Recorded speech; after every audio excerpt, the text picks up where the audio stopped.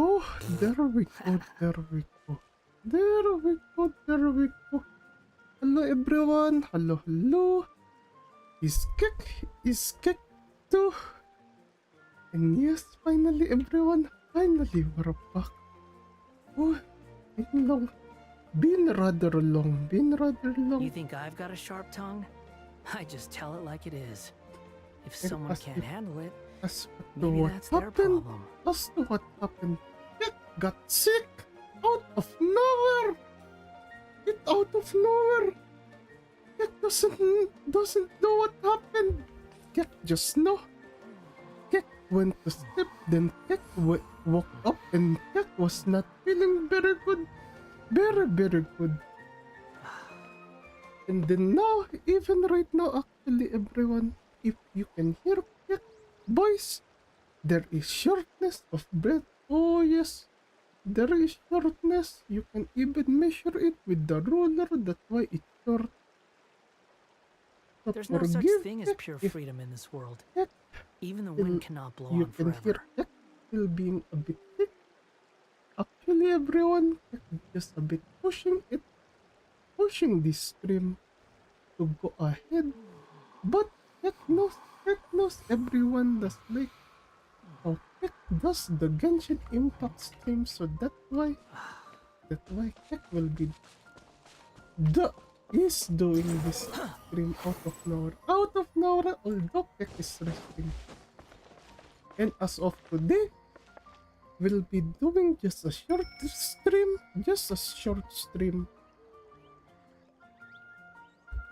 And this stream mostly will compromise of doing someone's, well, a story quest. Actually, we will be doing today Sigurd's story quest. Oh, but first, hello, Sir Sigurd. Hello. Welcome, sir. Welcome. Oh, we'll see, sir. We'll see if we can grind a bit later on if there's still time. After all, as Kek said, this will be a rather short stream. Yes, Sir Sigurd, that's why Kek is making sure to take it easy. And Kek do have some water over here. Oh yeah, and of course, everyone, there's no need don't to exchange forget pleasantries. It's rather pathetic to force a conversation. Just over here.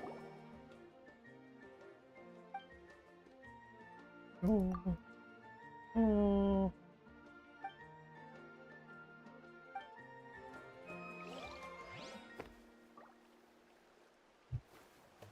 He's cute. Oh, it's a potato. Anyway.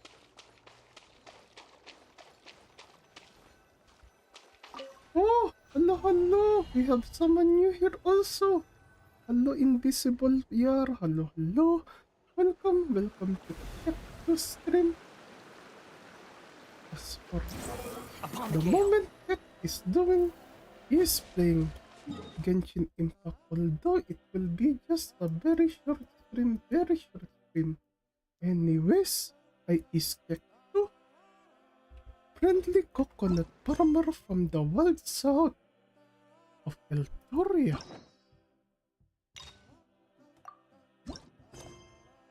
Oh, there we go. And also a part of a small VTuber group, very small, starting VTuber group called CANVO, in which the members are Sir Elk Atreides, Sir Sigurd Chronosecht.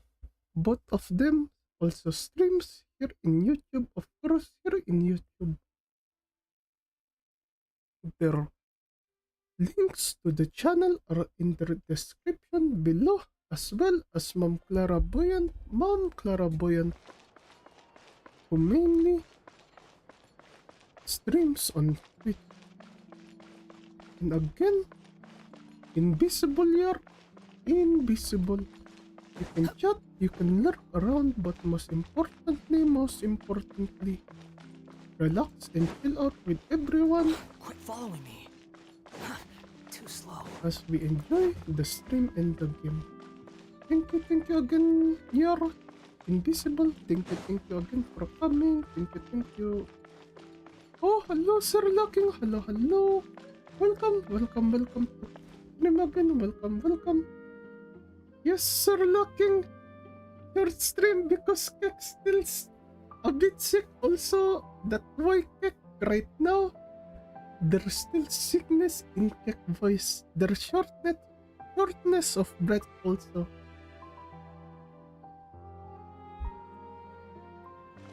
But we'll see. Oh, there's Sigurd. This shop looks popular today. Wonder what the occasion is.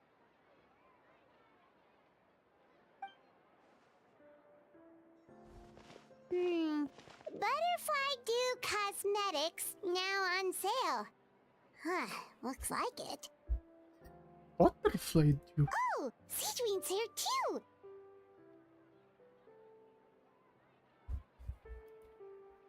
Eh? Hey there, Seedween! Oh, it's been a while. Hello there, Traveler and Paimon. I hope you're keeping yourselves fit and healthy. You bet we are. So anyway, what are you doing here, Seedween? The Duke insists I take regular vacations in the Court of Fontaine. This one just so happened to coincide with a promotion for a new skincare product, so I came over to take a look. I like to keep up with the latest industry developments when I can, to help me with my magazine articles. Wait, you write? For a magazine? Which one? Huh? It's called Beautés en Fleur, and it's run by the Fontaine Beauty Association. I've done lots of articles about skincare for them, using the pen name Maritime Flower. Oh, wow! You're a Maritime Flower? If Paimon's not mistaken, you're one of the leading figures in the Fontaine Beauty Association! Wait, when did you start actually reading? Beautiful. Eh?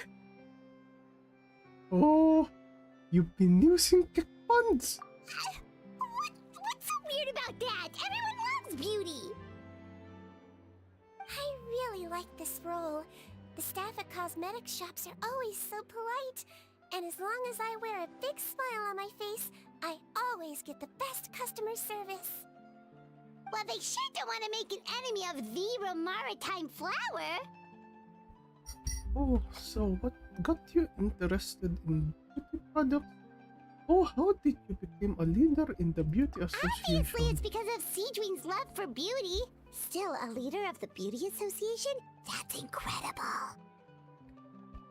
The truth is, I study this field because I cherish my own appearance. It has nothing to do with being beautiful or not. Oh, the words of a master beautician defy comprehension! Oh, wait, you're saying that natural beauty is the highest form of beauty, right? Not really. Actually, No. Melusine aesthetics are very different from human ones. We don't view humans based on their appearance. If I had to describe our approach, I'd say it's based on cuteness. Oh, really? Yep. Still, I really value my current appearance, and in the process of taking care of it, I've ended up learning quite a lot about skincare and stuff. It turns out, my knowledge and experience is pretty popular with beauty product lovers. It came as a big surprise to me, though. Oh, Paimon gets it now. But speaking of your appearance, how come you look human anyway? Are you like only half Melusine? That's the question that a lot of people asked before. Because unlike most of the, well, not most, all of the Melusines from before, why does Sequin the only one that looks like human actually? Ooh, wait, sorry. That was probably really offensive, wasn't it? No, I don't mind. I'm not mixed, though. I made a decision to turn myself into this form a very long time ago. Wait. Implying that you're not mixed also means that there are half Melusines? Half human, half... Oh no! Monsieur Novelette, what do you have to say? If you're interested, I could tell you the story. A shape-shifting story? Oh, heck yeah, of course we're interested! Once upon a time, long ago, humans rejected Melusines, and Melusines feared humans. There was one Melusine who became fascinated with human medicine, but no human wanted her help. And there was one girl who liked Melusines, so no humans would make friends with her. So, the Melusine became the girl's friend, and the girl became the Melusine's patient. Your checkup's all done. You're still in perfect health. Thank you, Dr. Melusine. In this game of doctor and patient, a friendship was born. Then, one day, the girl fell ill. The Melusine was the only doctor to arrive on time, but the adults sent her away. Scram! Melusines can't be trusted! So just because I'm not human, I can't save my best friend? In desperation, the Melusine approached the frightening witch. She begged and begged until she got a reply. If you take this potion, concocted of sin, you will gain a human face and grow human limbs. But then, you will lose everything that attracted this friend of yours to you in the first place. Can you accept that? The Melusine did not hesitate for very long.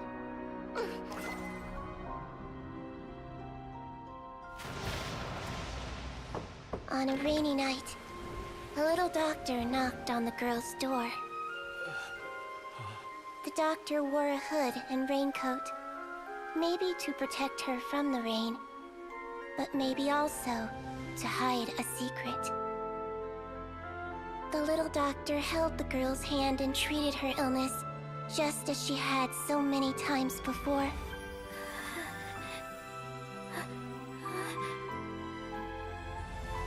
Dawn came, and the little girl's condition improved. But the little doctor was long gone, for she knew her friend would never recognize her again. And so, since then, I've lived my life in human form. Most people who know me just think I was born this way. Why it started immediately like that? Eh?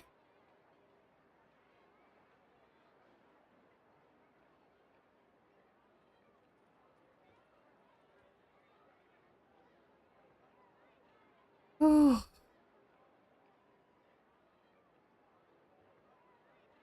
Okay, from what we remember from before, there have been a lot of discrimination against Melusines according to Nobilette's backstory. But perhaps this happened... Wait. It could be around the same time Melusines got into Fontaine? Wait, no. From what it looked from the story, it could have been way before that. Okay, let's go down. Oh yes, invisible. Either was not having it from Paimon from before. Ooh, a witch? A potion? Why does this sound like a fairy tale? Trust me, it's a true story. Must be the way you told it then. It just sounds so... Oh, you're an incredibly kind person, Sigwin. Yeah, not every Melazine would take human form to save their human friend. That must have been a huge decision. Treating patients is a doctor's duty. We must always find a way, even when the going gets tough. Ugh. It's so crazy that they turned you away just because you were a Melazine, especially when their daughter was so sick. Well, sometimes appearance can be a real barrier. But that was a long time ago. I like how I look now anyway. Paimon too! You're super cute this way. Attention customers! Thank you all for waiting. Now, on behalf of our skincare partner, I'm delighted to announce that our exciting new product is now officially on sale. Well, here we go. Let's have a look, shall we? Paimon, if you want to buy any skincare products, I'll be happy to give you some suggestions. Really? Personal advice right from a leader of the Fontaine Beauty Association? What an honor! Allow me to introduce our newest skin lotion, Butterfly Dew. I'm sure many of you have already read about this product's trials in the newspapers. To say that it improves skin quality is an understatement. This product gets its name from the way it transforms your skin and makes it glow anew, like a butterfly emerging from its chrysalis and spreading its wings for the first time.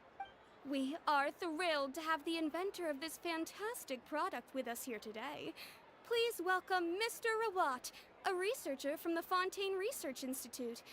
Now, without further ado, I'll hand over to Mr. Rawat to tell you all about what Butterfly Dew can do for you. Thank you. Hello, everyone. I'm Rawat, and I developed Butterfly Dew. Wow, what a looker. He's a researcher? Wow, he's really challenging the stereotype. It seems that everyone is surprised by my entrance. Or should I say, my appearance. I'm well aware that researchers are generally better known for their brains than their dashing good looks. In that regard, I do believe I break the mold somewhat. Wait. Why does he remind Kek of Hubert when he speaks? And when Kek say Hubert, well, Kek is talking about Hubert from Three Houses, which also Kek is playing. Of course, appearance is a skin-deep way of defining a person. And yet one's appearance can be a very real set of shackles, holding a person back in their life. It can rob a young person of their self-confidence when applying for a job, dissuade a young lady from approaching the one she loves. Our actions are at the mercy of our appearance, and we slowly become the very person that the outside world sees us as. But what if I told you that those shackles can be broken? If our appearance prevents us from changing, then let us first change our appearance itself. Wash away moles, birthmarks, and wrinkles, and they can no longer rob us of our confidence. Replace them with luster and radiance, and we shall never again hang our heads in shame. That is why Butterfly Dew exists. Its mission is to allow us to shed our pupae, undergo a complete metamorphosis, and embrace a new life. Well, whether it actually works or not, after that speech, Paimon's already sold! Mr. Rawat, could I ask if you've used this product yourself? Of course, I tried it many times while I was testing it. You can consider me a product ambassador. Wow, then it's sure to work! Still, I don't expect to convince you just by blowing my own trumpet. So, could I get a volunteer from the audience to try it out? Oh, Paimon volunteers! Oh, what an honor! It appears we have a giant of the Fontaine Beauty Association here with us. In that case, Miss Sigwin, could we seek your most expert opinion on this product? Sure. Whoa, is that Romaritime flower? They say she's the pickiest user of skincare products in all of Fontaine. Here you go. Well, it's very kind to the skin, and the absorption rate is high. Even for Fontaine, this is a first-rate product. Wow, now that's high praise. I'll take one. Any discounts? All right. Well, all that remains for me to say is, Butterfly Dew is now on sale. Think we should buy a bottle too? Oh, are you paying for it yourself though? Are you not gonna use it from Kek Fund, Paimon? Of course you bring up Mora. Fine, Paimon will pay out of her own pocket and even share it with you. There, does that sound fair? Okay. And if you're worried about whether it's the right product for you, well, luckily for us, Cedrine's here, so we can get an expert consultation.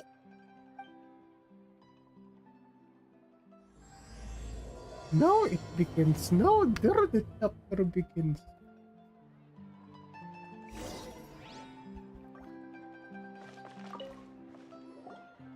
It's an honor to receive such high praise from you. To be honest, I was also hoping you might be able to point out some flaws in the product so I can keep improving it. With most skincare products, the pros and cons only become apparent with long-term use. Yet, this one has instant benefits, improving skin quality without any obvious side effects. It's one of a kind. Don't worry though, I plan to keep using it, and I'll publish regular reviews in Beauté Sans Fleur. You can read my thoughts there. All you need to do is subscribe. Oh, Subscribe! I was hoping for a more Subscribe! casual conversation, but you are a beauty association leader after all. I understand if you want to keep this Alright. professional. Also, Invisible Year, thank you for the subscription. Thank you. Very much appreciated. Cedrine? Oh, excuse us, Miss Beauty Expert. But do you think this product is a good choice for me and him? Wait, are you the renowned traveler? That's right, and by his side, the equally famous Paimon. Well, I don't normally handle customer questions personally, but since it's the traveler asking, allow me to make an exception. Butterfly Dew is made for all skin types, so no matter who you are, you can rest assured that it will be kind to your skin. If anything, it might be marginally more effective on Fontainian's skin, but other than that, it works the same on everyone. Why would it work better on Fontainians? In the interests of protecting my trade secrets, I'm afraid I can't answer that, Miss Paimon. Alright then. How about a friend discount? Save yourself the trouble. I'd be greatly honored to have both of you use my product. Here, take 2 bottles for free. Yay! Paimon's private fund survives! Oh, is this a publicity stunt? I can see why you might think that, but please don't misunderstand. This gift is simply a token of my esteem. There's no business motivation behind it. To me, finding new customers for Butterfly Dew is about meeting kindred spirits, fellow admirers of physical beauty. I consider it a labor of love. Admirers of physical beauty? Eesh, that's embarrassing to say out loud. It sounds so shallow. It's nothing to be ashamed of, Miss Paimon. Most people claim to desire inner virtue, but it's still physical appearance that turns their heads. This is a fact of life. It's only natural for people to desire to become beautiful. And that's exactly what inspired me to choose this research direction in the first place. You're right. Everyone loves beauty, don't they? Look at the time. My apologies, but I have other things to attend to. I'll leave you with these 2 bottles of Butterfly Dew, and I look forward to seeing you again. Paimon, Oh, I'd say there's no thank you need again for for you and the the free traveler to use bottles. this Thank you, product for thank you. now. Why? Is there a problem with it? The quality is fine. I just think there's room for improvement. I think I could add some ingredients to the mix to make it more effective. Really? Then why didn't you tell Rawat about that? Researchers are a very special breed of human. You can point out their flaws to their face and they won't mind very much. But if you tell them that someone else could do a better job, ooh, now that'll make them really upset. If I'd mentioned it, he probably wouldn't have given you those 2 bottles for free. Huh, fair enough, that makes sense. If you're interested in the more effective version, I can write up a list of ingredients for you. Just come get me once you've gathered them. When you say more effective, you mean it'll make Paimon even prettier? Ooh, how can we say no? A prettier Paimon? As for me, it's probably time I got back to the Fortress of Meripede. I mustn't leave the infirmary unattended for too long. Alright, see you there then!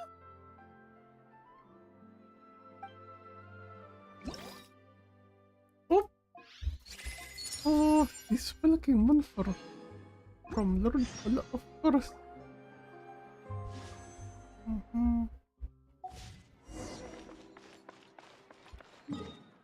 Okay. Oh, there are the material.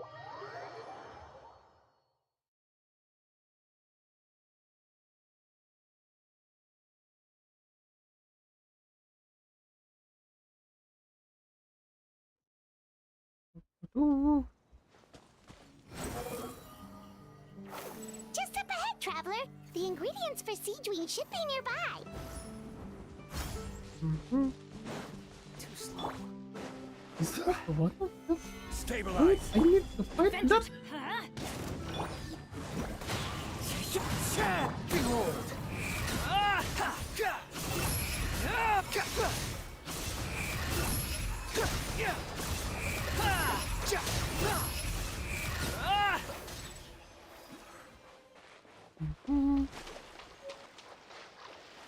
That was a bit laggy for a moment.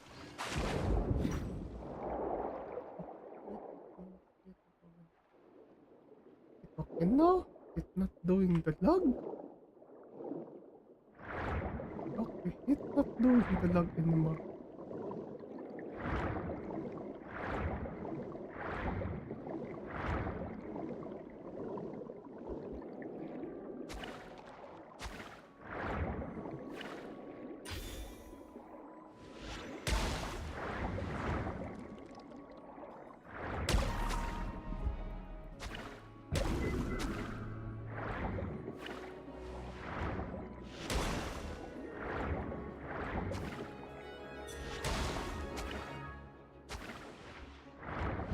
Great! That's everything! Let's head to the Fortress of Meripede!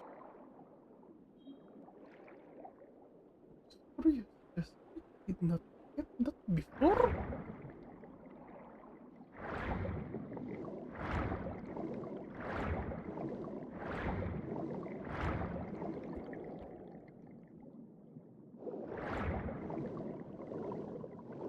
Oh.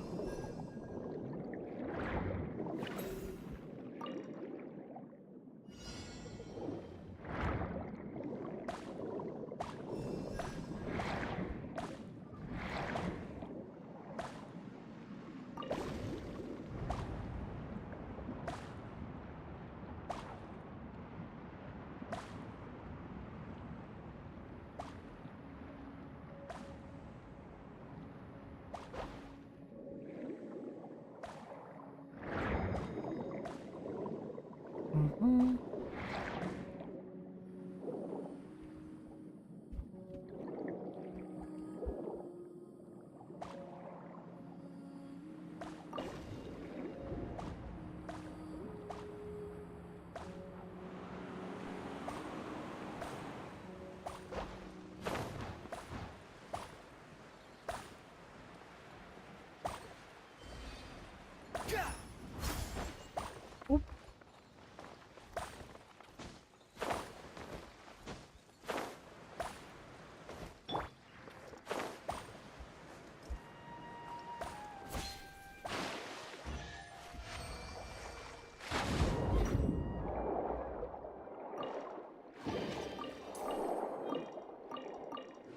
Ooh.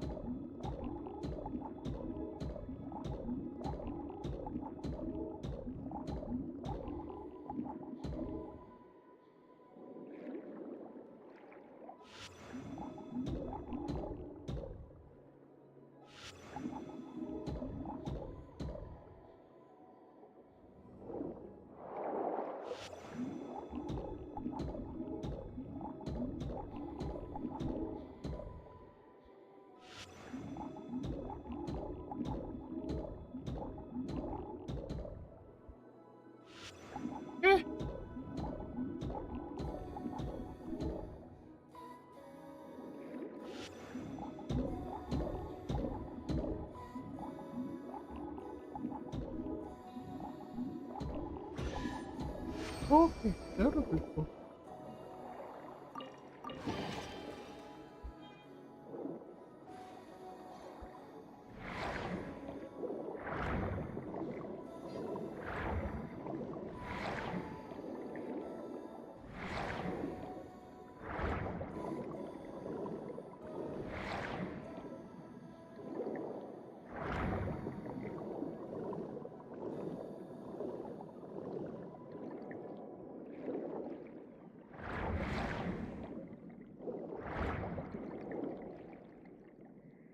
Which one left though? Is it the one below? Is there something below still here?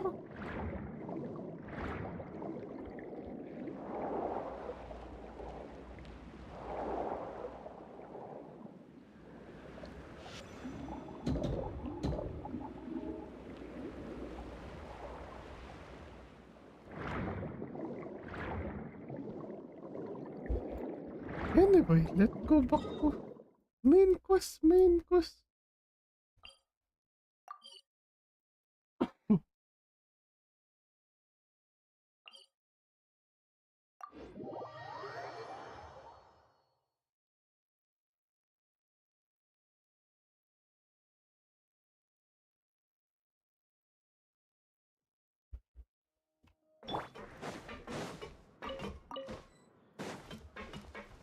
The wind rises.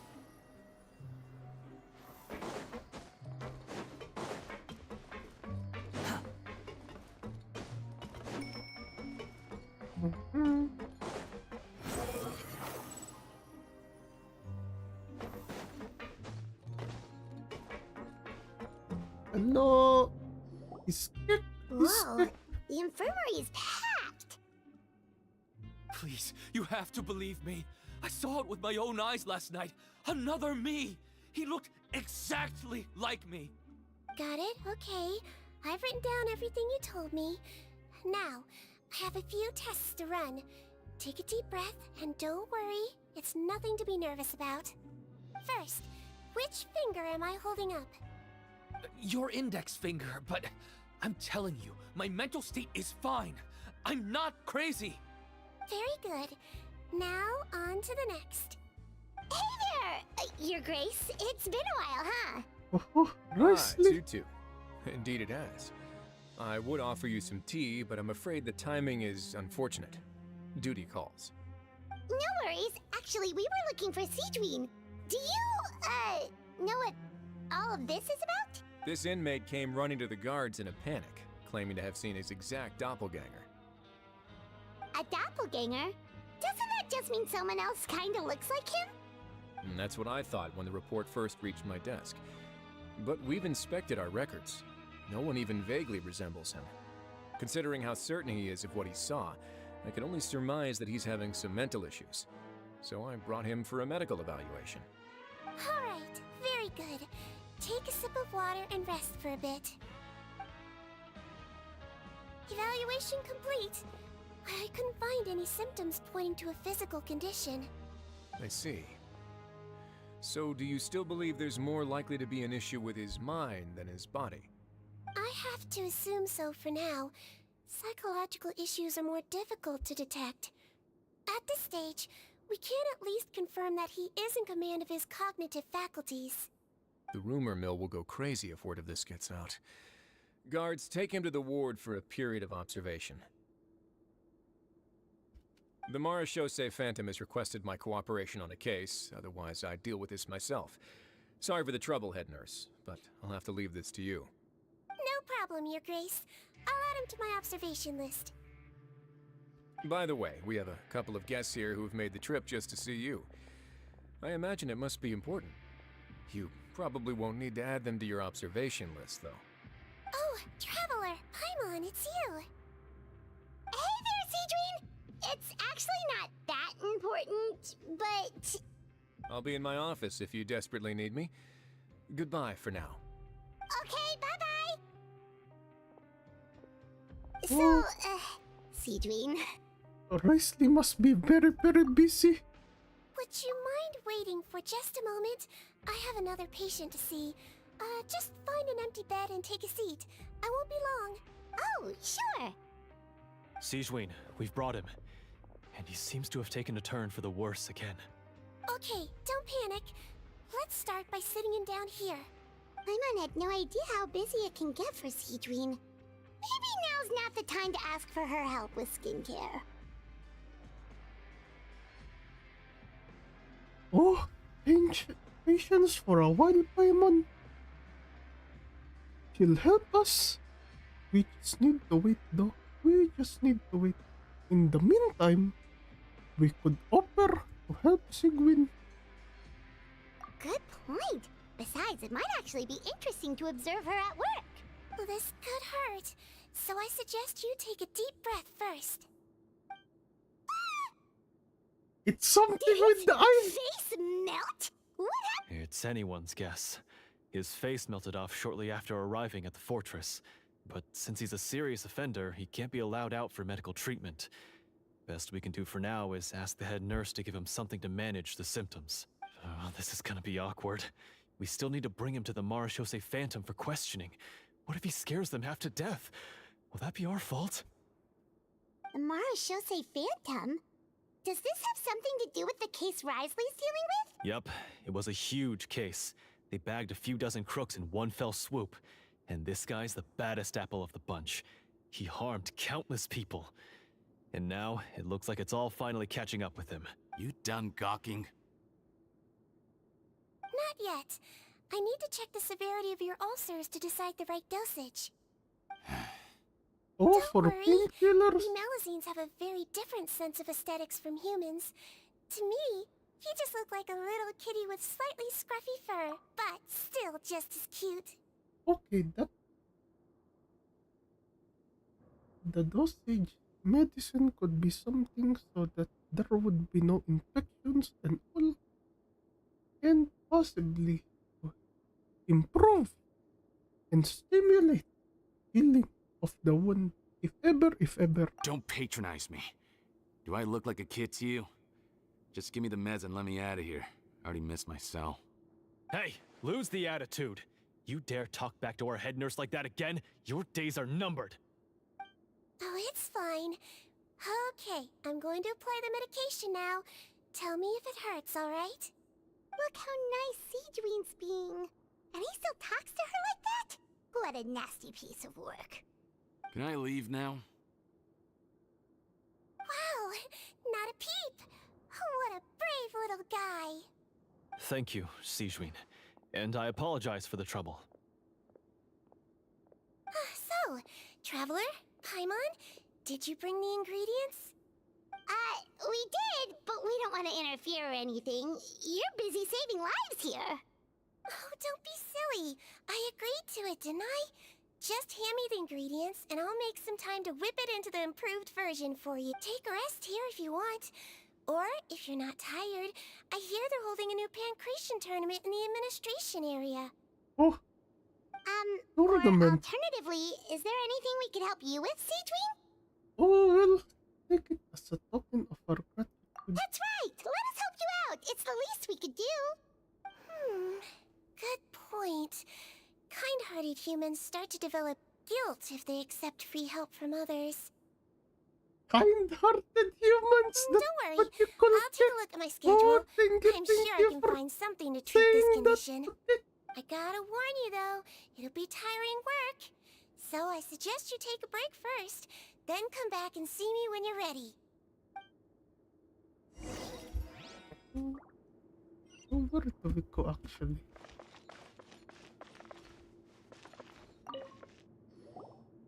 We're ready, Sigurd! What's our first mission?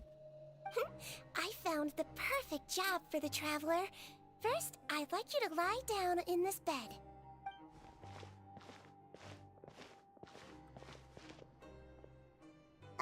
What for? I need you to pretend to be sick. What?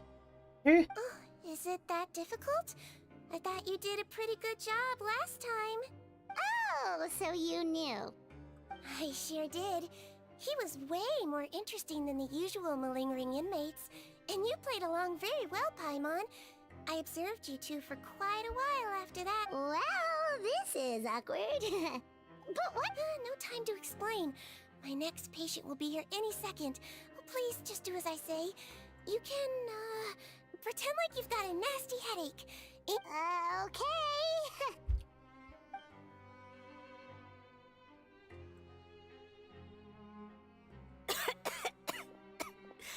Oh, Hey, Doc. It's me. I'm only here because my mom won't stop pestering me about it. So annoying. there's a child here. Wait, well, there are children here. Oh, Kek Your did mother not has expect enough on a her plate child. with a busy job. The last Inmate thing she needs that's is to worry about you A being sick as patient well. over here. I know. I shouldn't treat the place like a playground. Shouldn't go swimming in the lower levels where we join up with the sea, because it'll give me a cold and distract her from her work. I thought I'd be able to have some fun here at the fortress for a few days, but it's always, don't do this and don't do that. Oh, you must be from outside the fortress of Meropid then. Visit for a few days. You must be visiting your mother. Alright, sit yourself down and I'll take your temperature. Your fever still hasn't gone down. Well, here's your medicine. 1 cup for starters, and we'll see if it helps. But Doc, it's so bitter. Do I really have to drink it? I mean, I'll be fine, right? I've got an uncle who caught a cold. His fever went away on its own after a couple days. Can't you just write me a note saying I'm on the mend? I just need something to keep my mom off my case. This rather actually a very fitting. Now that Kek is thinking about this character quest is very fitting for Kek's situation right now. Kek's still a bit sick though.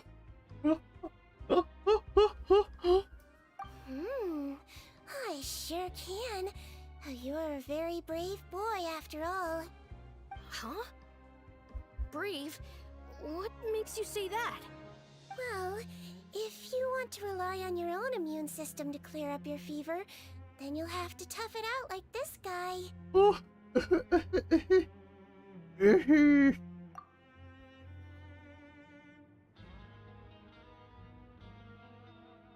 Hang in there, traveler. Are you gonna puke? Paimon can get you a paper bag. Huh? As long as you're tough enough to get through the nausea Yes, sir, and Sigurd, dizziness caused we're by the both high fever, recovering. you'll be right as rain after just a few days rest. And if I'm not tough enough? Hey! Wake up! Wake up! Oh, Put it this way, at least you'll never have to see the doctor again, right? I think maybe I'll take that medicine after all. Oh, of course. Here, it's still warm. It's so bitter. All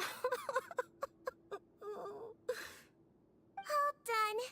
Great job, you two. That kid really doesn't know what's good for him. His mother's a guard here. She's been working back-to-back shifts lately. oh, But okay. unfortunately, his father's away on a business trip For a right now. moment, She had no choice but to bring her son here for the time being. For a moment, Kek thought his mother was a prisoner here. Okay, the guard. Oh, He was quite happy at first. He seemed to think that the Fortress of Meropide would be all fun and games. So you made us put on that act just to scare a kid into taking his medicine? That's a pretty sneaky trick. Seems like there's a whole side to Siege we never knew about. It's a technique I learned from my teacher. Oh, you had a teacher? Was she a Melusine doctor too? She was human. She passed away a long time ago. Oh, sorry. was it the It's fine. witch? I really liked my teacher, so it's always nice when I get to talk about her with other people. She was a traveling doctor, and since she didn't have a clinic, she'd go out and visit her patients wherever they were.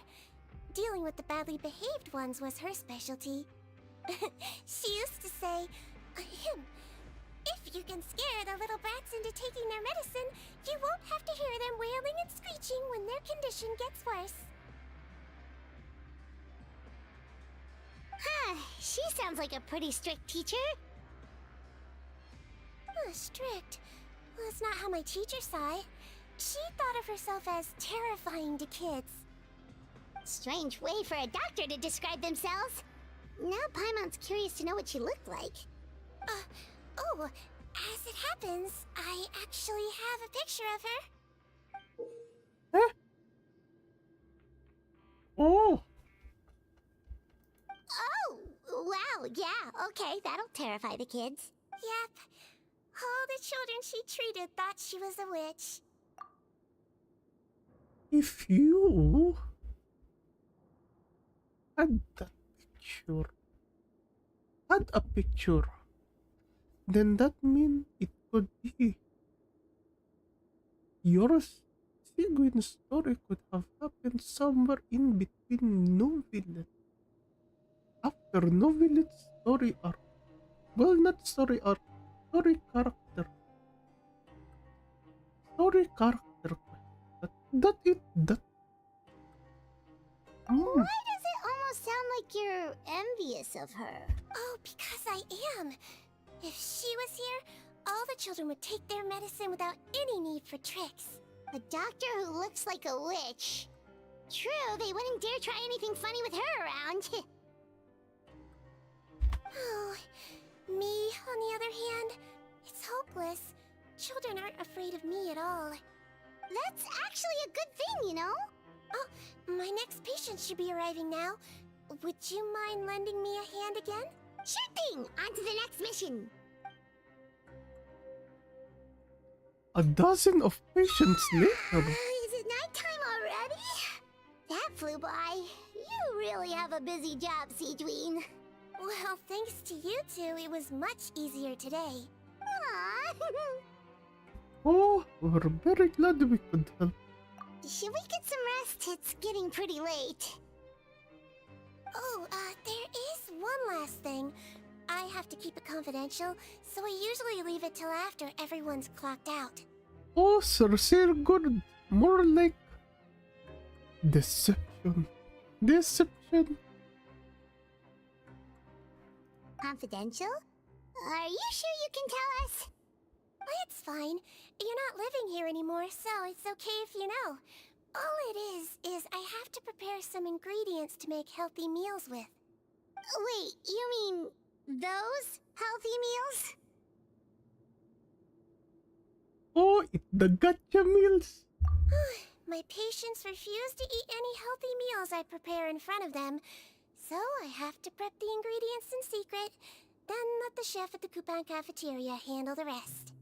Considering even the chef's version makes people uneasy, it really makes you wonder what's in it. You want to find out? I can teach you how to make it.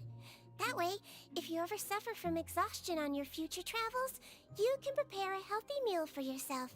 It's really good for you, you know? Hello, Sir Elk Atreides. Hello, welcome, sir. Welcome. Guess we can help out one more time.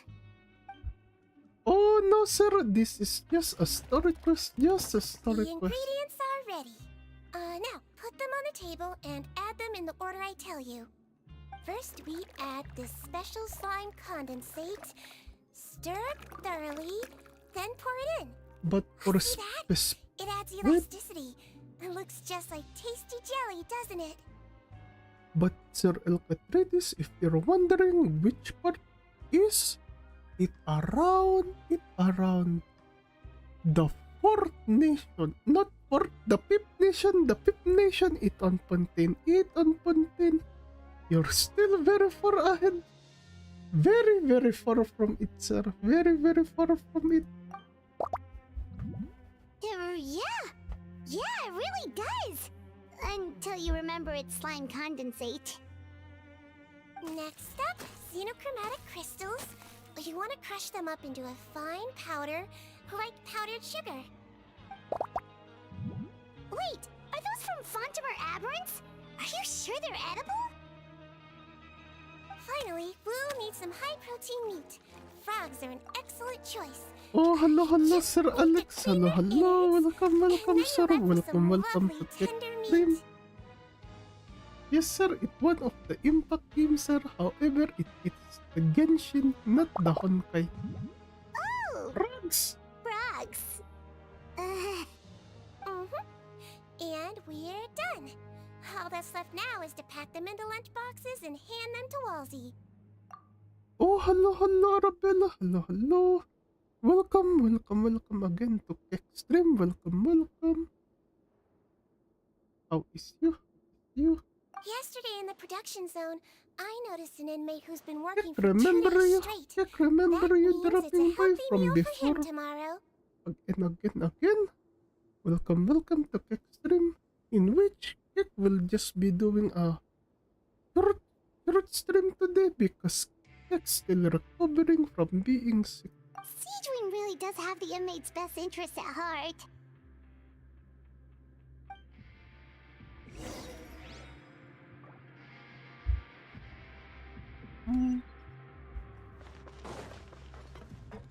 Quit following me.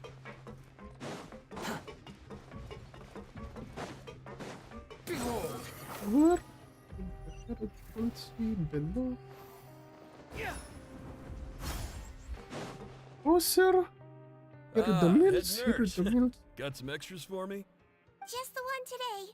The serial number's on the lid. Sounds good. I'll make sure it gets delivered. Sounds like they're talking in code. Thanks for your help. Oh, it's no trouble at all. I only wish I could do more. You work so hard for all our sakes. I'd happily lose a little sleep if it meant helping you out. That won't do. If you reduce your sleeping hours any further, your health will start to suffer. All right. Nurse's orders. I'll do as I'm told. But you take care of yourself too.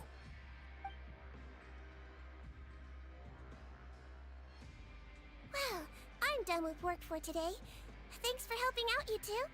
Oh, Seems it's like okay. the guards and staff here have a lot of respect for you, Siegwin. In just one day of helping you with your work, it feels like we've done a lot for the fortress. Head nurse, please, wait. I'm sorry to disturb you this late at night, but I think you'll agree. This is urgent. Okay, just relax and catch your breath. What's the matter? The guard at the observation ward, Odilon, he told me to pass on a message to you. One of the inmates there, the guy suffering from possible hallucinations, well, he seems to have made a sudden recovery, and now he wants to apply for permission to leave the ward. Huh? Eh? Already? You were right to tell me. I'll have to examine him and make sure he's well before we discharge him. Looks like we've got one job as medical assistants left. We'll come.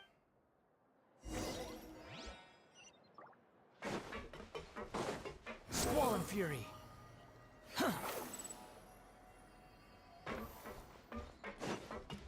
Quit following me. Wait, it has not done this mission yet? Ah!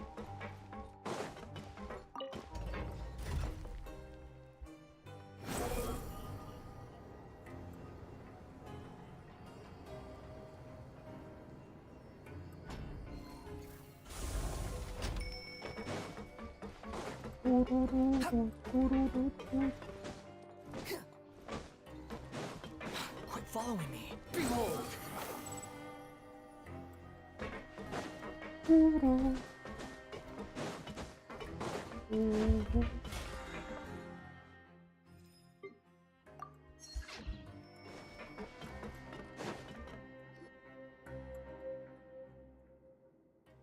Ah, head nurse, you're finally here. I'm so sorry for all the trouble I've caused you, but I believe I've now made a full recovery. After giving it some thought, I'm sure that I was probably just seeing things. Stress-related, I imagine. I'd been working long hours, so I definitely wasn't in the best state of mind. I totally understand. Still, I have to give you an examination before I can discharge you, okay? So, take a deep breath and don't be nervous. It'll be the exact same procedure as we did this morning. We can start whenever you're ready. Again, so sorry. I was in such a state this morning, I barely recall anything. Would you mind taking me through it again? Oh, not at all. It's a lot to remember. First up, we have a little cognitive test. Just concentrate and you'll be fine. To start with, which finger am I holding up? Your pinky. Alright, all indicators seem normal. So it was a stress-induced hallucination after all? Well, we've certainly had previous cases of mental illness caused by overwork, which is why I carefully observe everyone in the production zone. I wonder how I managed to miss the signs this time. Please, head nurse, you shouldn't blame yourself. I'm just still adapting, that's all. Pushed myself too hard, and I guess I couldn't take it. Thanks for looking after me. I'll be as good as new after a good night's sleep. And if you can give me the okay, I know I'll sleep better back in my good old dorm. It can be difficult to relax in an unfamiliar environment. Alright then, you can leave the ward. I suggest you take 2 days off to focus on your recovery. I'll take you off the observation list for now, so you're officially discharged. Great. I can't thank you enough, head nurse. Mr. Odilon, could you escort him back? Of course. I'm on guard duty in the administrative area tonight, so nothing will go wrong. You have my word.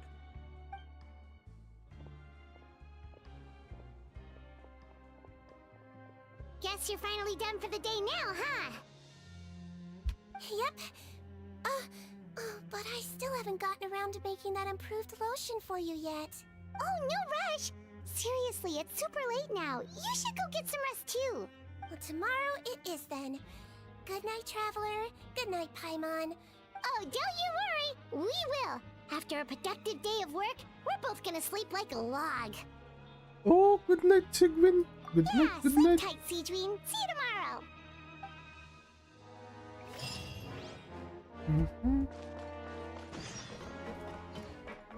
Okay, we have time then. We have time to do some dailies.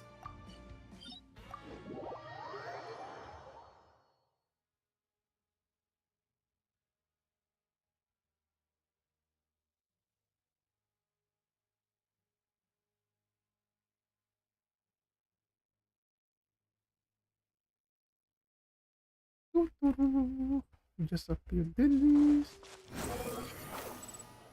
Before we go back to store. Oh wait, it is indeed nighttime now. Solidify! Wow!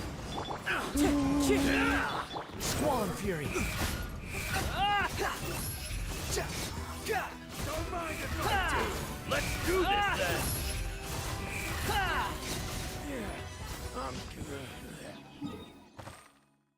Put them over there. That already finished.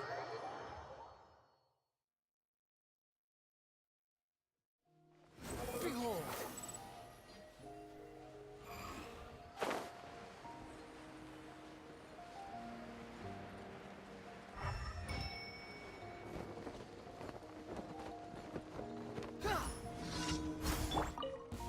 Let's hope you put up a good fight. Here comes another. Let's light it up! The wind knows me. The wind rises.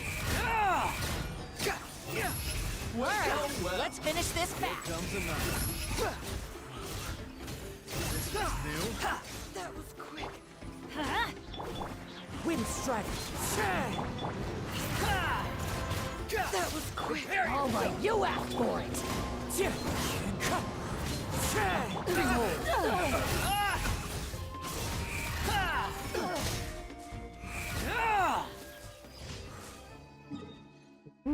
The rock and again. The quick one. Oh, no wonder it's lagging. That's a very hard rain happening. Currently happening near Kek. They're raining. And no wonder Kek felt it. Kek felt it because Kek felt it from Kek now.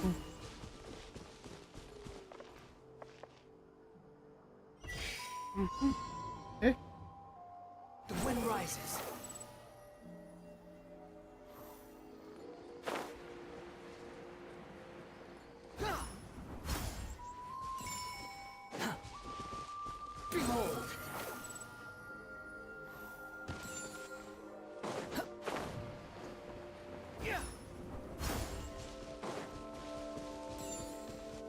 Squall Fury.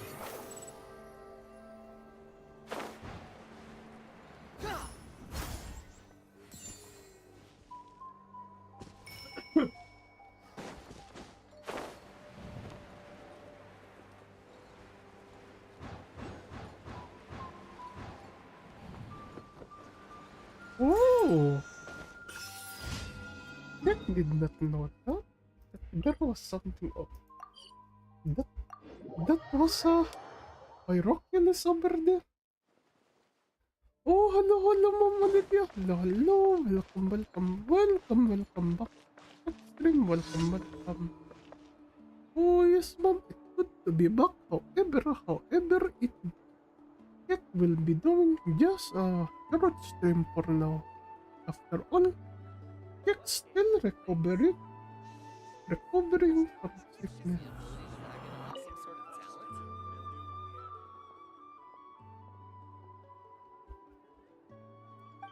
Miss President?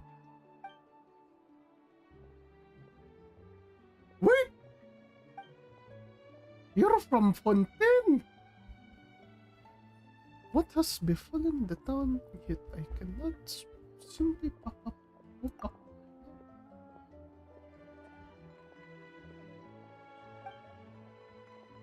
Fontaine Daydream Club. Lady Grobel? This cat over here? Oh, this is Spyman.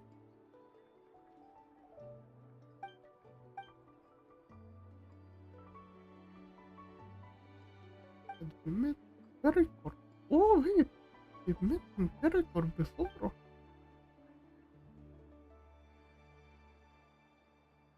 Oh, quite understandable. Not Lan is pretty hot.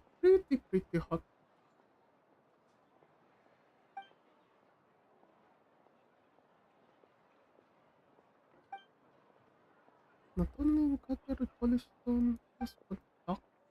No, it's pretty rude to commission meeting them for first time. You don't need someone. You can lie. Meow.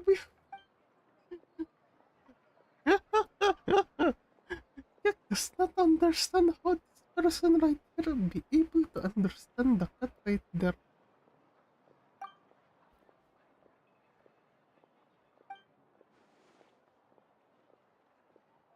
Handle of mushrooms for polystone. Oh!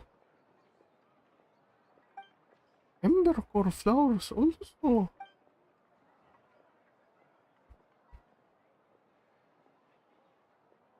Oh, how much have you gathered already though?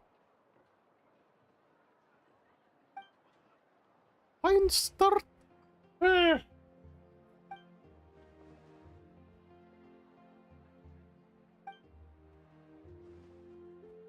Okay, leave it to Kek.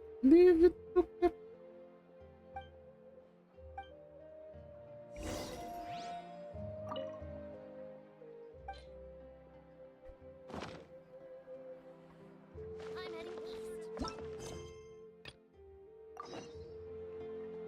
Handle of mushroom or embercore.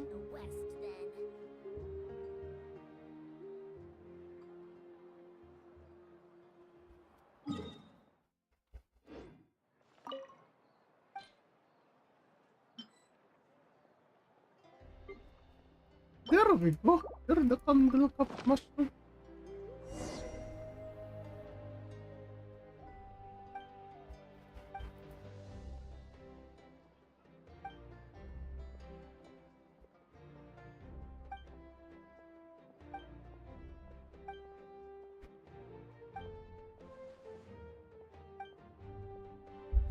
Oops, sorry for that. Oh. Ad Astra Abyssosk. Thank you for completing to. Oh, and also Kek forgot, everyone. Kek forgot. Well, Kek was doing some grinding of course, the grinding when Ketsei is the usual daily commissions. We have now achieved AR60. We are now AR60. You think I've got... Oh, after a lot of this. Where is it? Emilius has been done. Oh, it's Albedo's birthday. Oh.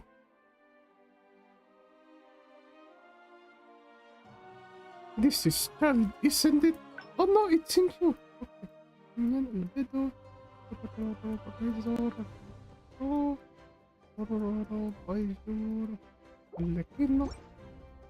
Tongue? I just tell it like it is. If someone can...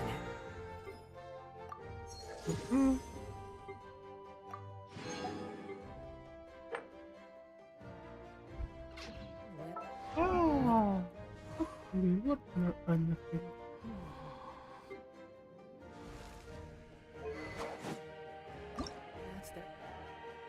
Oh yes, and off-screen Cat has been leveling up this weapon that we got before, which was supposed to be a weapon for Emily. But since it retro, we might as well give it to Arlecchino. Wait, it is much more. The health match is as higher, more. Retreat? Rest of the...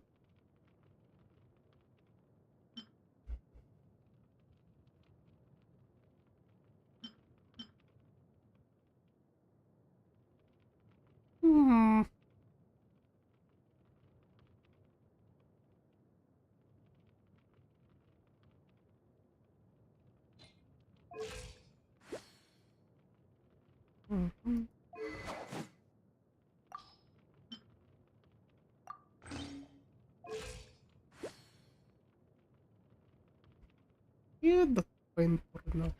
Problem. That one over there.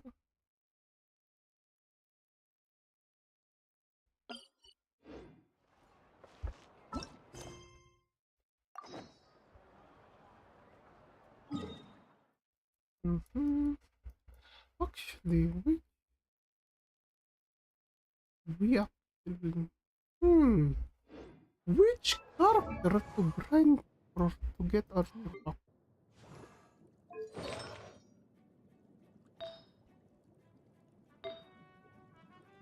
We could always improve novelette.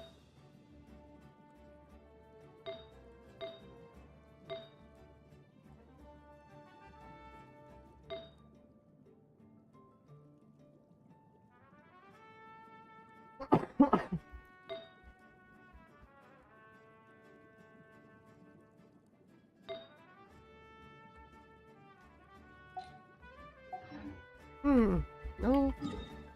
I think I don't know that. Or Arlecchino that we...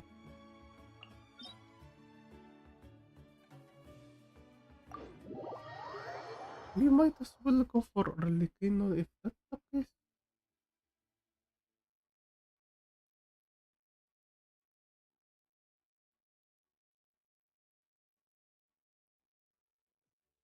Grinding for Arlecchino.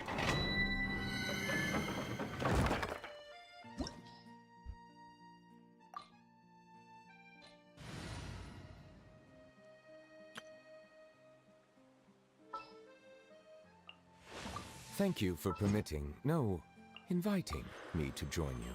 There are still so many places for us to explore.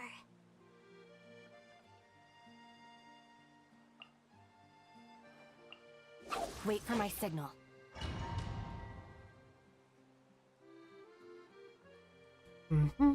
Oh, there are the loading. There are the loading.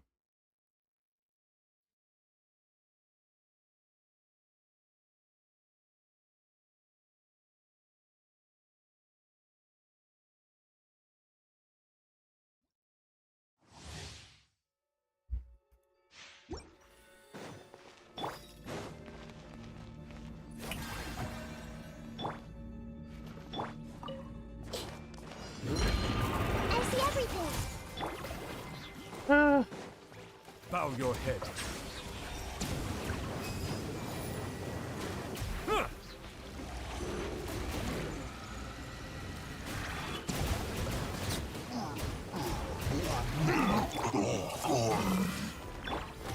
Be sanctified.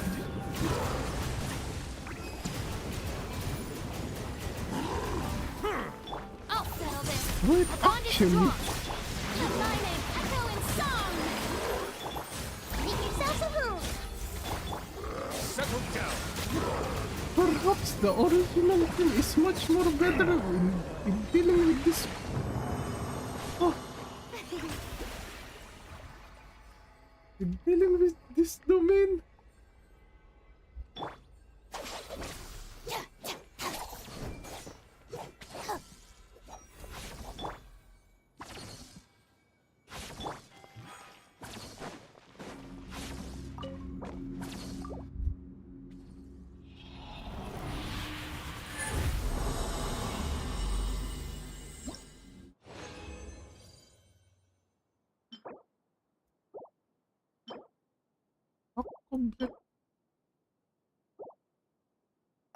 Okay, wait a minute. Oh, wait a minute. Just take a quick break. A quick break, everyone. Wait a moment. Wait a moment. Paimon really did sleep like a log. Wait a moment. BRB. BRB.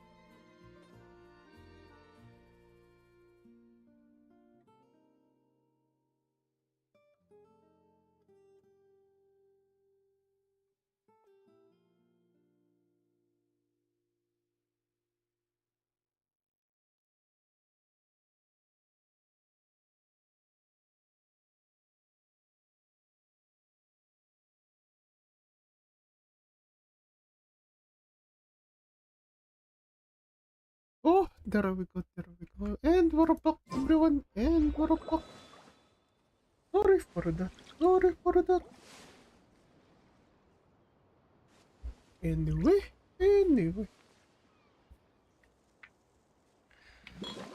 Let's go back to sequence mission now. Sequence mission. Oh, welcome back then. Welcome back, Invisible. Welcome back. And it good. It good you have also. Oh, after all, it's lunchtime where Kek is.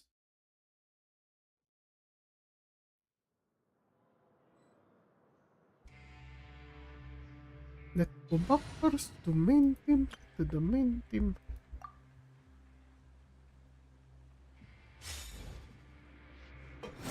The wind rises. Hup. Behold.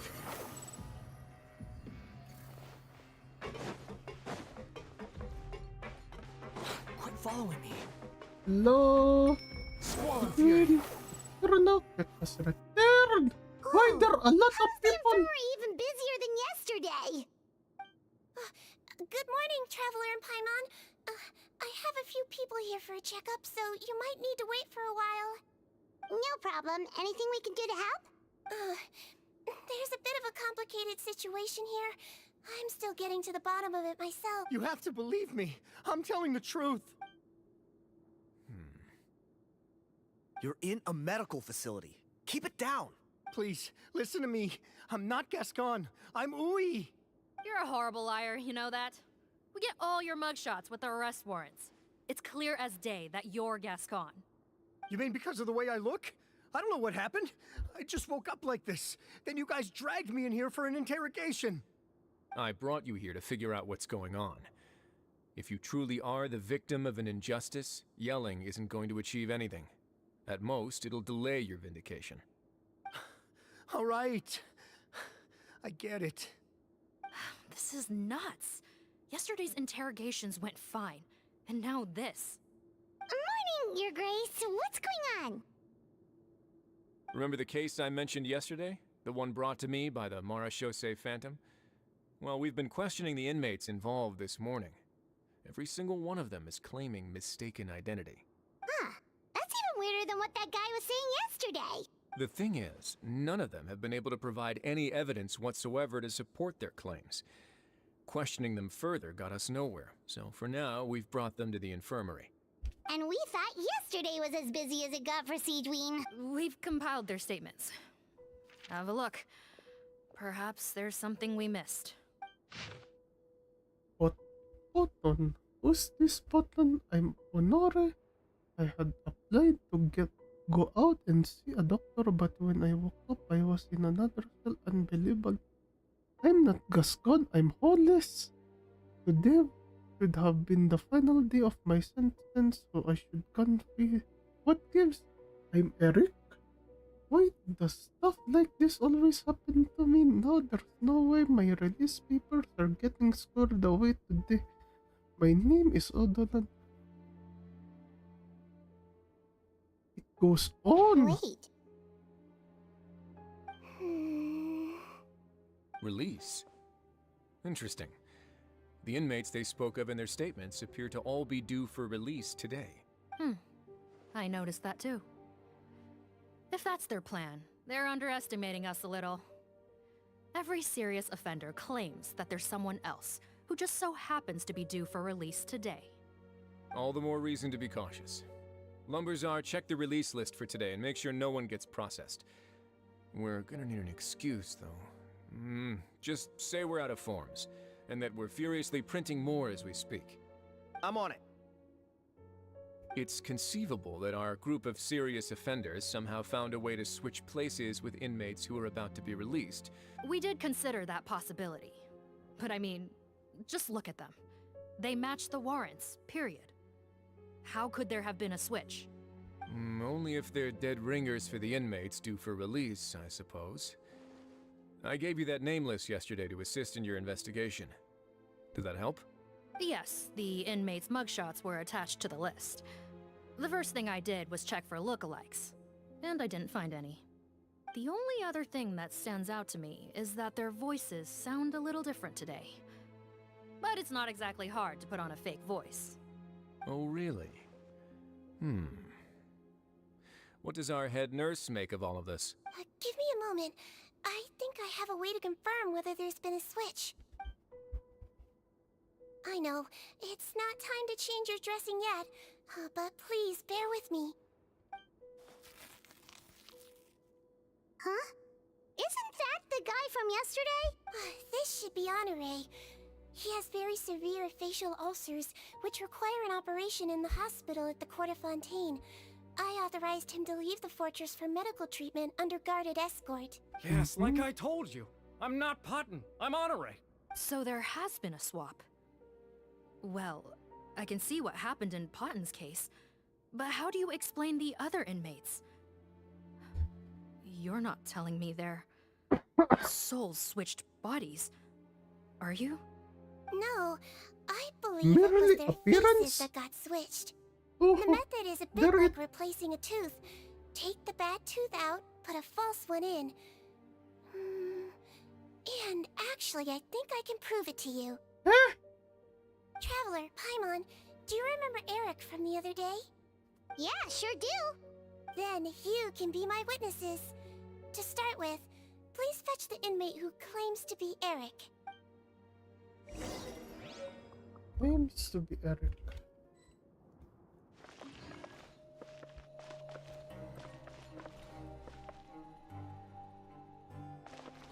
Wait, huh?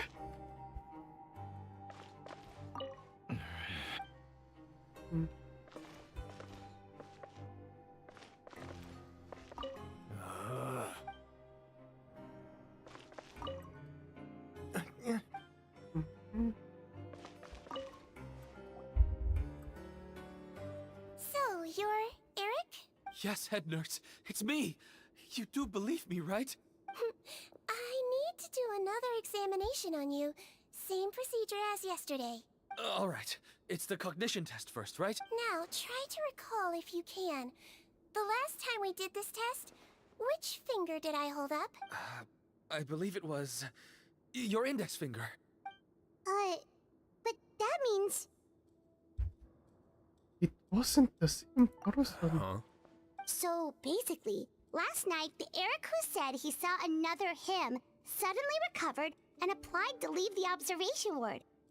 Sigurd did another test before letting him leave, but that time, she held up her pinky finger. Huh? I don't know about any tests last night. There was nothing to do in the observation ward, so I went straight to bed. Then I somehow woke up in a high-security cell. Well, in that case, there is a reasonable explanation for the strange events of the past 2 days. So, what exactly happened? The gang of serious offenders wanted to break out of prison, so they identified a group of scapegoats, namely inmates whose terms were almost up, and planned to switch appearances with them. Last night, when Odilon was on duty, they ambushed him and had one of their group switch appearances with him using their face-swapping method. That allowed them to avoid scrutiny from the other guards. Then, once all the other inmates were asleep, Odilon spent his night shift carrying out the remainder of their switcheroo plan. So we have a face-off situation right here. What is his name again? No, it's Nicolas Cage and Travolta, right? Who did that movie before? The Face-Off. However, they made one mistake. Henri changed his appearance to match Eric's earlier than he should have done, and ended up being spotted by the real Eric. Real Eric came to the guards for help, but we didn't know then what we know now. So we put it down to hallucination and sent him to the observation ward. However, since one of the gang members was posing as a guard, they simply changed real Eric's appearance and had their Eric take his place, muddying the waters even further. Right, because I put Eric on the observation list by then, and no inmates on that list can Oh, be thank you, processed Sir for departure Sigurd, until for I've discharged them. confirmation of the actors. Hence why the imposters had to pull that little stunt to get fake Eric off the list. Yeah, it all makes sense now! The Duke cracked the case! Well, I can't fault the reasoning. But I'm afraid that we ruled out the possibility of face switching very early on in this process. Criminals altering their facial appearance to commit crimes is nothing new. In fact, one of the explicit duties of the Malazines in the Marechaussee Phantom is to identify criminals in disguise. We carefully examined all the suspects, and there is no evidence that any means of disguise were used in this case. Huh. Well then, how do we explain all this? So far, it seems more likely that the gang stole documentation belonging to the inmates due for release, and are using that to commit identity fraud. Actually, there is a potion that can completely change someone's appearance. If they use that, even a Malazine wouldn't be able to detect it. A shape-shifting potion? Forgive me, head nurse, but this is the first time I'm hearing about it.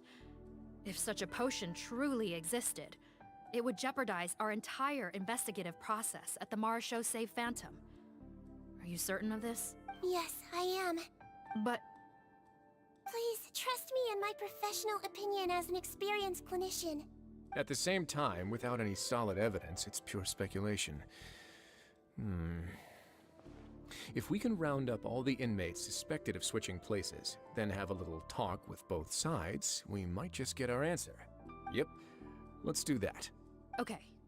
Well, it was our negligence that meant we had to come and conduct these post-internment interrogations.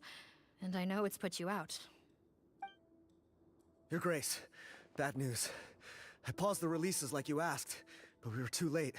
A bunch of people already got processed 2 hours ago. I checked the list, and sure enough, it's all the people who gave statements. 2 hours ago? That's before today's interrogations began. They had this all planned out. So there really was a switch after all. They really pulled the wool over our eyes on this one. We should be able to catch up with them if we leave now, right? Not if that potion is real. They can just switch faces again after leaving the fortress. And if the Marechaussee's Malazines can't even spot them, we wouldn't know where to start searching. Yikes! So we're at a complete dead end!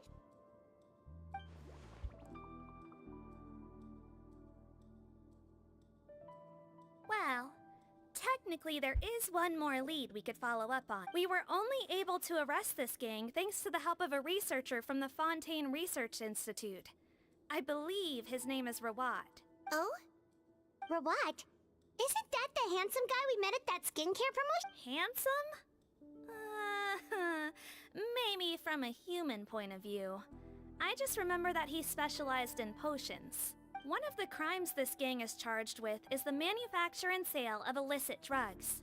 According to Mr. Rawat, they appear to have stolen technology he developed through his research and used it in their operation. At first, he thought it was a typical case of intellectual property infringement, and he tried to negotiate with them. But once he discovered their criminal operation, he reported them to the authorities. Thanks to his report, we were able to swoop in and arrest them all in one go. What a hero! Bet that took courage on his part. No doubt. This is worth following up on. As the one who snitched on them, it's highly likely that Rawat will be targeted by the escapees. Intero.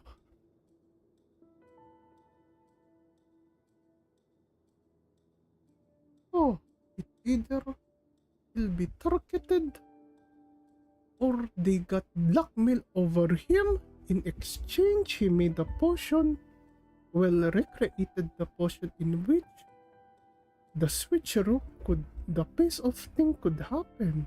Possible, or he could still be innocent though. That aside, since he's negotiated with them in person before, there's a chance he'll have some additional information for us. Understood, Your Grace. My team and I will head to the Fontaine Research Institute right away. In the meantime, please keep an eye on the face switch victims for us. Of course. Miss Morgan, I'd like to come along and help you catch these criminals. Huh? Well, I'm the one who discharged the fake Eric last night, so I feel partly responsible. Don't say that, head nurse. Your focus was on the inmates' health, and rightly so. We can't ask you to help with arresting criminals. I also have a more personal reason. Cotton is a patient of mine, and if I don't get a new batch of medicine to him in time, his condition will get much worse. Oh! Look, head nurse, I completely understand where you're coming from. But arresting criminals is dangerous business. And if anything happened to you, none of us can afford to take on that responsibility. But you know who would take responsibility though? On giving justice? Novelet. Don't worry, I can defend myself just fine. You say that, but still. If I may, Miss Morgan, Sigurd is the one who raised the potion hypothesis, and I'm sure she has far more expertise on the topic than your team. My suggestion would be to bring her with you. And if you really are worried for her safety, then... Then what? Oh, okay. That Kek and Paimon's time to shine. Oh, Paimon and Kek are coming along. Ah, there you go, right on cue. Knew I could count on you. Okay. Well, since this plan has the Duke's blessing, far be it from me to refuse. We should head off immediately.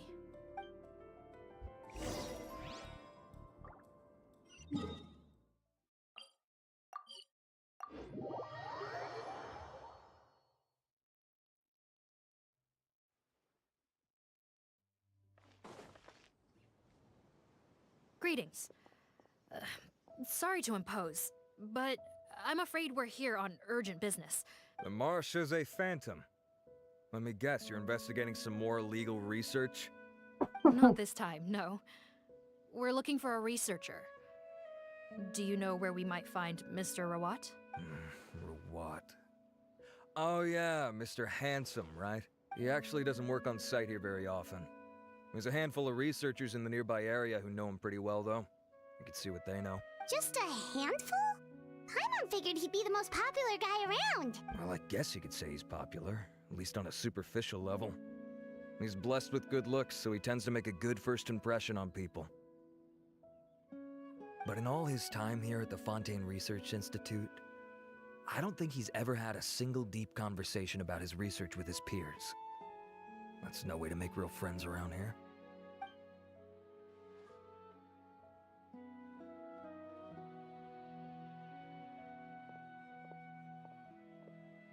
That's so weird.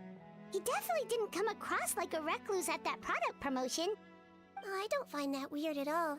He definitely didn't strike me as the kind of guy who's good at making friends. Really? Paimon couldn't tell. Must be a Melusine perception thing. Okay, we should talk with his acquaintances. But we also need to check the Research Institute for any clues. Let's split up. It'll save us some time. Sure thing. We'll go ask around among the other researchers with Sigurd. Paimon's suddenly kinda curious to know what everyone really thinks of him.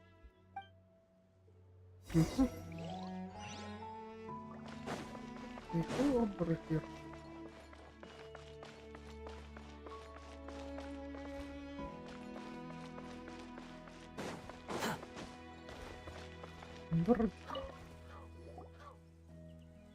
Excuse us, are you Audrey?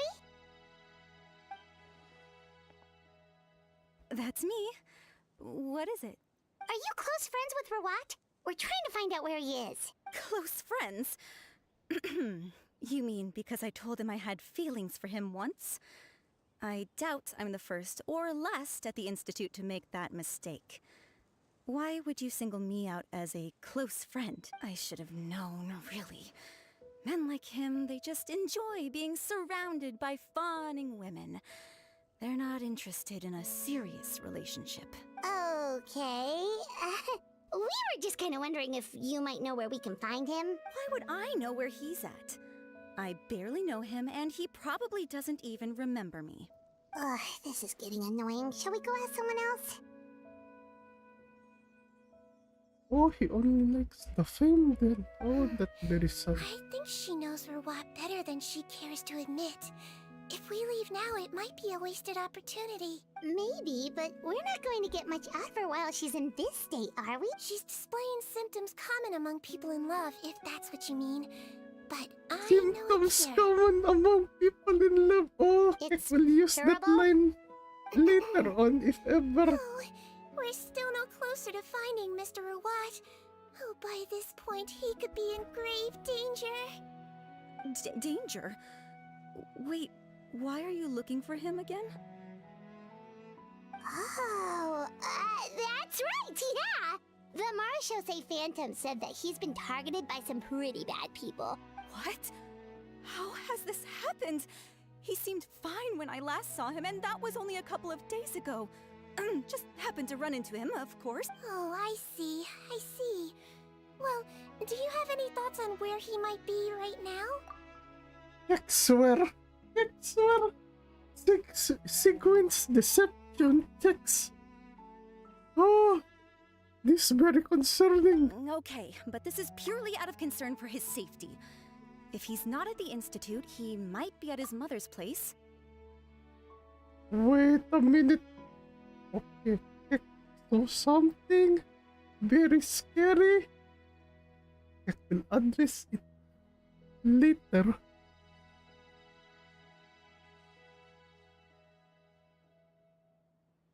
Why does Celestial look much more closer than it is back in 4. I heard she raised him alone, that they had it pretty tough financially, and these days she's housebound due to illness. He makes regular trips back home to check on her. Oh, okay. Do you know the address? Nope, sorry. I only found out the thing about his mother because it came up in conversation once. I was just trying to find out more about him. You know, so when I told him I had a crush on him, I offered to help him take care of his mother. And yeah, maybe that was a stupid idea, but did he really have to yell at me for it? It's like, fine, I can take no for an answer, but what's with the temper tantrum? Unbelievable. These guys only want to show you their charming, well-groomed exterior. They can't stand it when a few home truths shine through. Looks like her love syndrome is flaring up again. We need to find out Mr. Rawat's mother's address. Let's check with the Marechaussee officers when we regroup. Cool, sounds like a plan. Oh, we got lucky then. Okay, that one. Mother's address. Behold. Hey there, are you in Teep? What do you want? We're here to ask about Rawat. Any idea where he might be? Close? Not sure that's the word I'd use. He wouldn't even let me use his patent. Huh? It's been a good few days since I last saw him. I don't know where he's at. Go ask someone else. Would the patent in question happen to be related to the new skincare product he developed? Yeah, kinda. Butterfly Dew, or whatever he calls it. I heard he made a tidy sum off of that one. Okay, now we're getting somewhere. Keep going. Most of the other researchers here focus on mechanics, energy, stuff like that. I get why he wouldn't be interested in having anything to do with them. But I'm studying coatings. There's a huge overlap in our areas of research. Why would he refuse to work with me? I bought his product once, and noticed it contains a unique substance that might have applications in coatings too. If it worked out, I could probably make as much as he's making. Don't get me wrong, I had no intention of plagiarizing his work. I was hoping to get official permission to use his findings in my own research. Followed the proper procedure. It was all above board. I would have had to pay him a license fee and everything. But despite that, he turned me down not once, not twice, but 3 times. It's like he's vehemently opposed to the idea of anyone else making the kind of money he does. Huh, so is Rawat antisocial, or is this guy just jealous? Maybe both. Well, it doesn't look like we're gonna get any info about Rawat's whereabouts from him. Wait, 1 second. Mr. Antibes, next time you go shopping, you should buy some Buell fruits. Peel the skin, steep in water, then drink. It'll help calm your mood. Huh? Yeah. Thanks.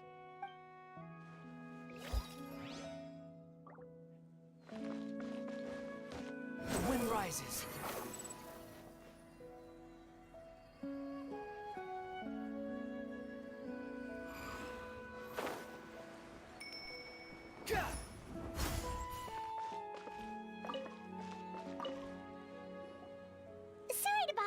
sure, but are you Bertram?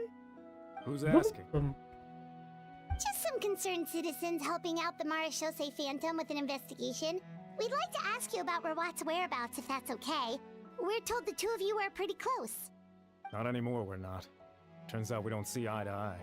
Oh yeah? What happened? The thing about us researchers is, most of us do what we do for some sort of higher purpose.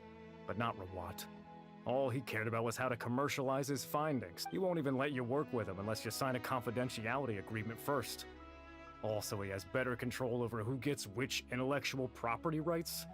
How are you supposed to get any meaningful research done working with a guy like that? Now that I've got my own technical solution for my compressor, I don't need to work with him anymore. So that's what Rawat is really like. We'd still like to know where to find him. Is that something you can help us with? Wait, Yeah, I know you. You're the head nurse at the Fortress of Meripede.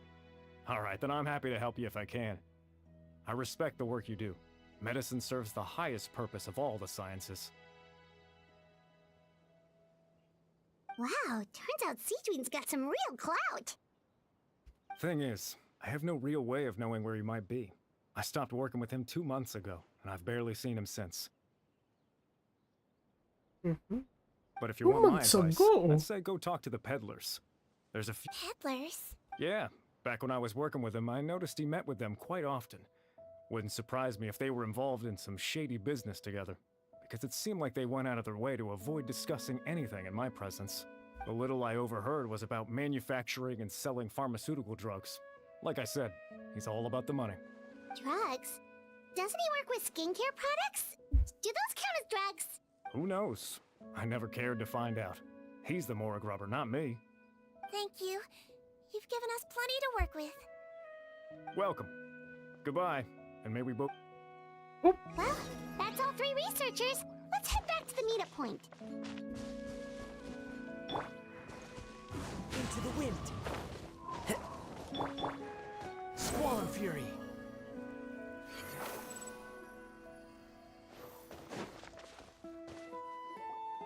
You know, Paimon started out thinking Rawat was a handsome researcher with a friendly and cheerful personality. It's such a surprise to learn that his peers have a different impression of him. So, what's your view of him now, Paimon? A handsome researcher whose difficult upbringing turned him into a profit chaser with a chip on his shoulder? So your thoughts about his appearance haven't changed at all? Well, his looks are kind of a big deal. At least in Paimon's opinion. How did such a handsome guy end up being so antisocial? You can't judge a person solely based on their appearance. Head nurse. Traveler. I assume you've spoken with the researchers. Oh, what did you find out? Bertram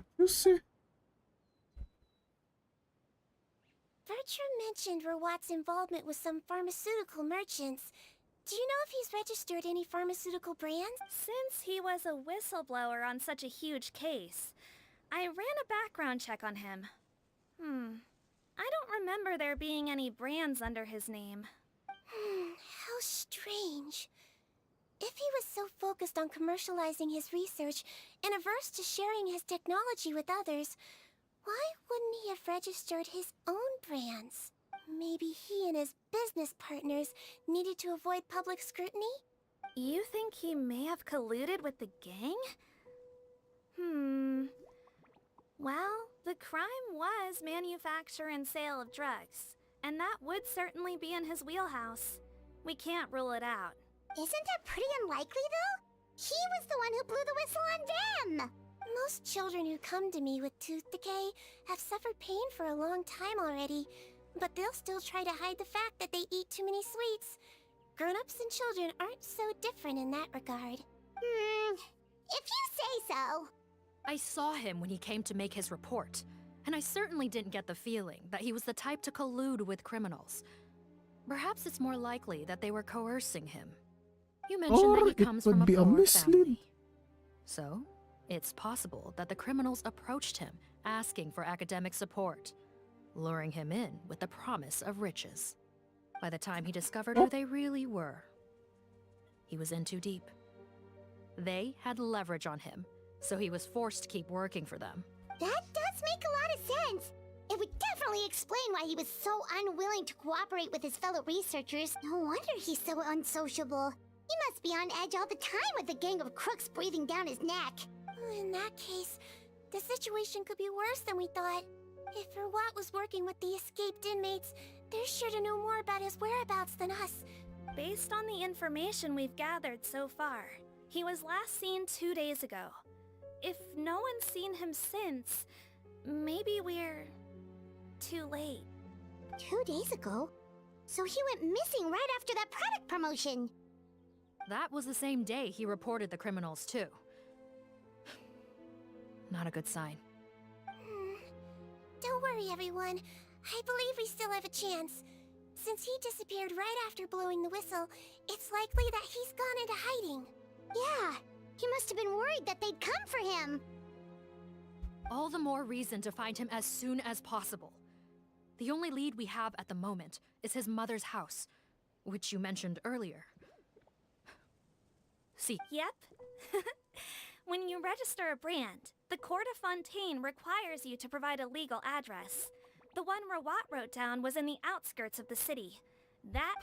Okay, then there's no time to lose. Let's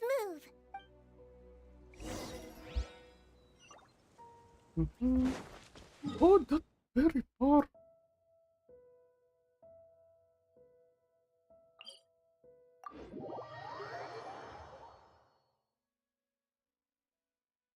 The address.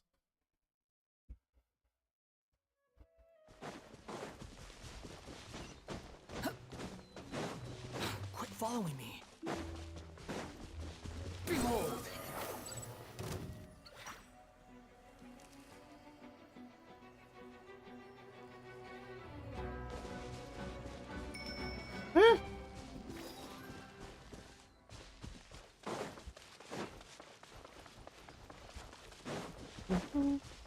Oh, that is Hello, is anyone here? Is anyone here?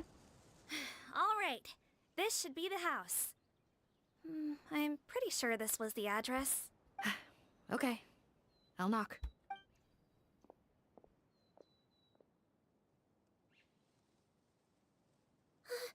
Sounds like whoever's inside has restricted mobility. Oh, it seems serious. Oh, what's the fastest way to get this door open? Break the door down? No, I'll handle it. Let the expert deal with it. There'll be a mountain of paperwork if we damage a citizen's property.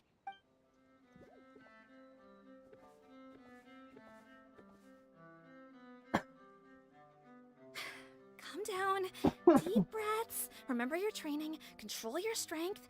And... it's open! Seath, take a few people and Is lie it in the wait. mother? Keep your eyes peeled for any activity around the house. The Traveler, head nurse, and I will go inside.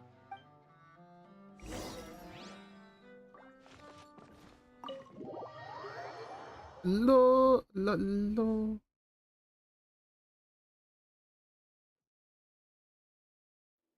Who's here?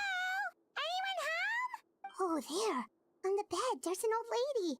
That's gotta be Rawat's mother, right? Must be one of also the reasons why he wanted money. We mustn't force it. In order for his mother to get one. Well, doesn't look like Rawat's here. She's the only one we can talk to. Yep. Allow me. Hello, ma'am. Might I ask if you're Rawat's mother? We are trying to locate him.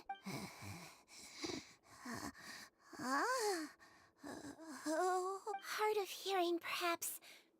Does anyone have a picture of Rawat? I have one here. I'd like to show you a photo, ma'am. Is this your son? Looks like this isn't gonna work after all. Well, looks like we're out of leads. If Rawat's not here, things are looking very bad for him. Is it possible he could have avoided returning here because he knew he'd be in danger? Maybe. But if so, where do we look next? Yes, so. I suggest we all return there now. We found a good amount of useful information the first time, but perhaps there's something we missed. Sorry, officer, but could I stay here for a while? This patient requires some care. Of course. Traveler, stay with the head nurse. You're technically here as her assistant after all.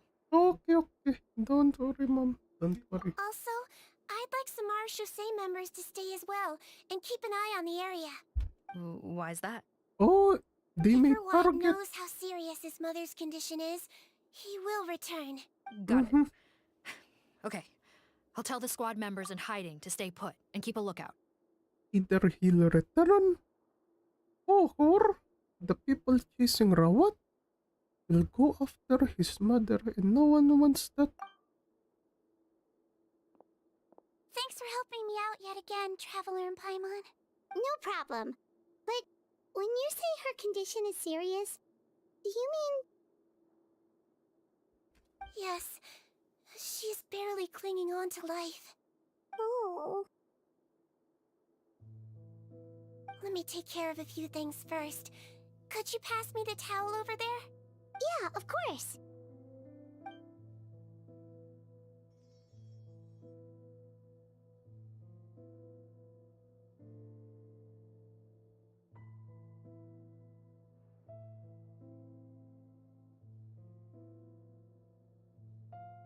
I can tell that her family has tried a lot of different treatment methods, including some very expensive medicines. Unfortunately, her condition is so multifaceted that a recovery looks all but impossible. Sigurd, my mom bets being a nurse must be pretty tough at times like this. Yes, it makes me a little sad. In Amelizine's eyes, a human's birth, aging, sickness, and death are as much a part of natural law as sunrise and sunset. But human medicine can defy that law to some extent. In that sense, it is a science of miracles. That is why I became fascinated with it in the first place. But it was only after I truly became a doctor that I realized miracles don't always happen. Even the greatest doctors cannot cure all diseases. Sigurd. Well, don't worry about me, Paimon. A doctor's duty is not to cure all diseases, but to treat whatever ailments they can. At the very least, I can lower her fever. That way she'll suffer less, and she might even be able to see her son. Yeah, all the more reason to find Rawat as soon as possible, even if we don't catch those crooks. Oh, her fever is getting worse. Could I get some hot water? Sure, we're on the case. Where the hot water? Where the hot water?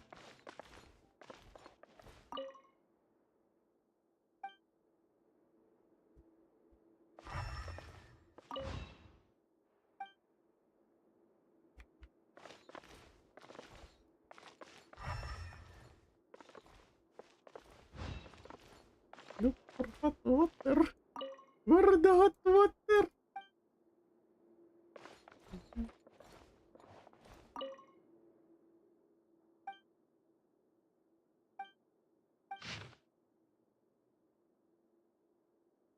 Underground lab.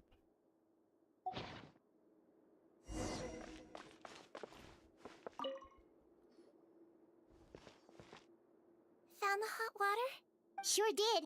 And look what else we found. Judging by this journal, it seems like Rawat has a private lab.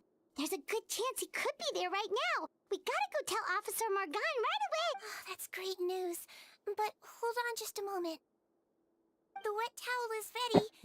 I'm giving you another injection. Are you feeling better now?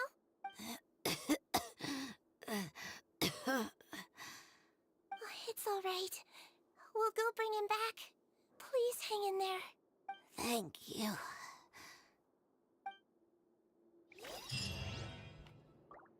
Oh, you can.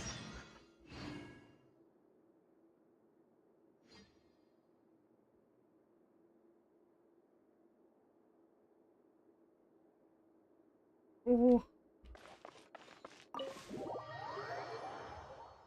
Don't worry, Mom. We'll bring your son back alive.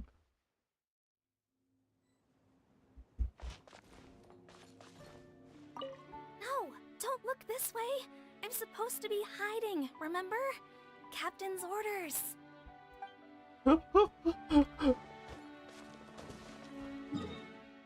Wait, I want to know what this guy is going to say. Wait. Really, people? Okay, okay.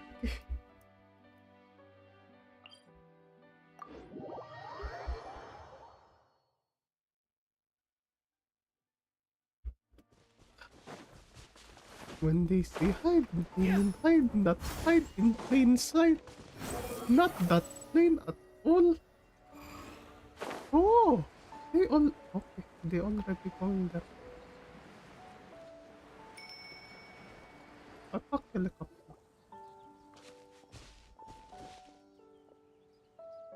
It's Officer Morgan! They're already here! We came as soon as we heard the news. I can't believe we were so careless. The most crucial information of all was hiding right there, in that room. And we missed it. Don't blame yourself. Right now, we need to focus on finding a way in. There's a mechanical door over here! Hopefully the instructions in Rawat's journal will help us open it.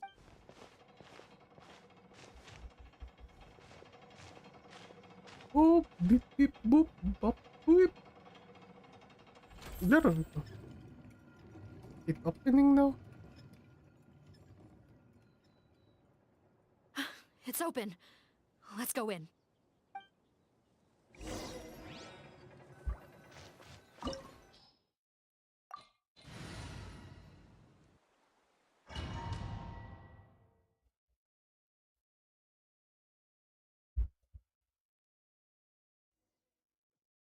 Oh!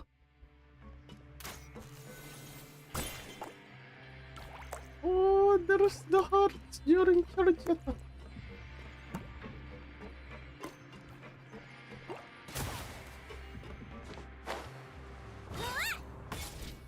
Let's blow bubbles!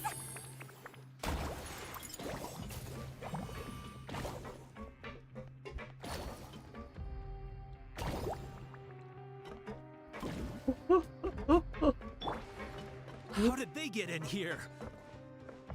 Captain, up ahead! Those look like our fugitives! So they found this place too? Don't let any of them escape!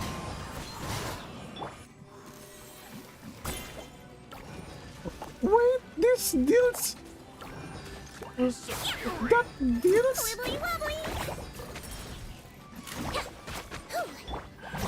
I thought damage even though you're not just aiming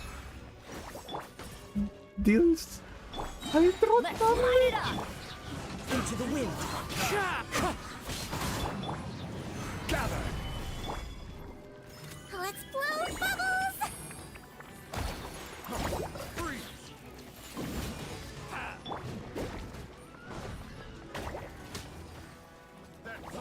Freeze! Squall Fury. Picked the wrong test subject.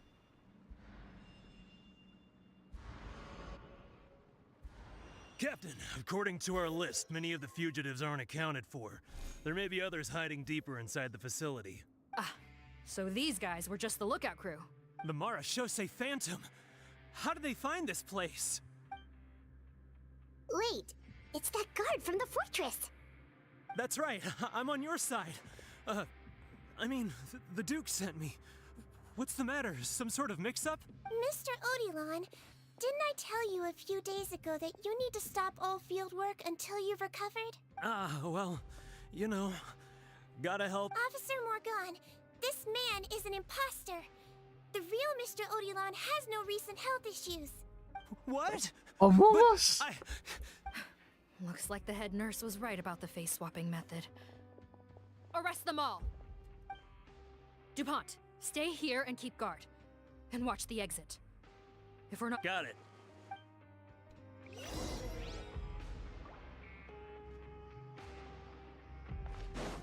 Ooh, chest.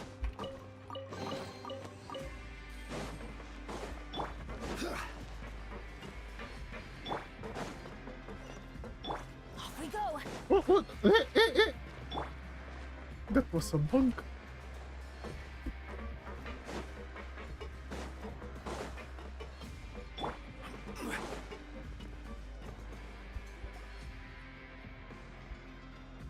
So many jars. Was this some sort of production facility? This scent. It's probably the ingredients used to make butterfly dew.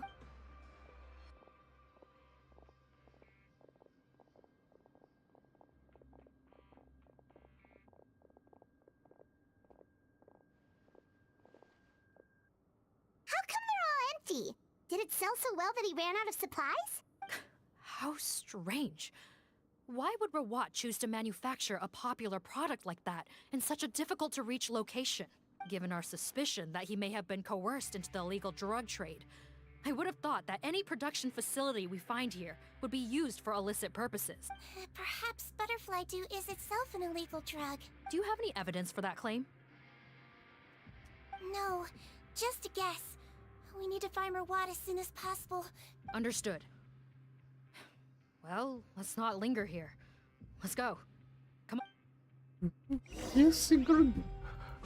We're very lucky that we caught immediately an imposter.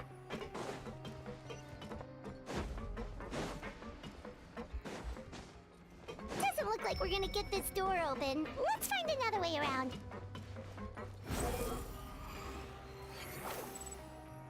This one's closed too. What's with those carts and tracks? Oh, maybe it's one of those doors that opens when it senses cargo passing through. There's a loaded cart right over there. Let's bring it to the door and give it a try.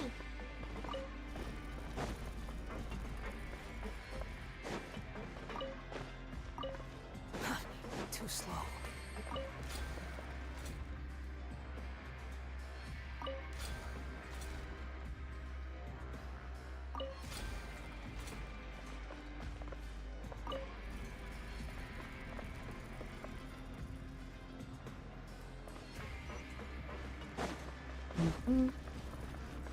Oh! It was a rose! The wind rises.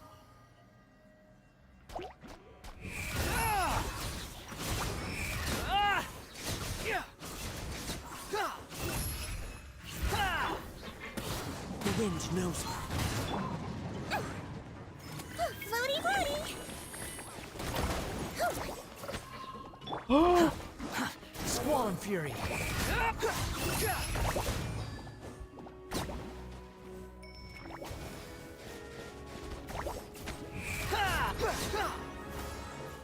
That's what you fucking do.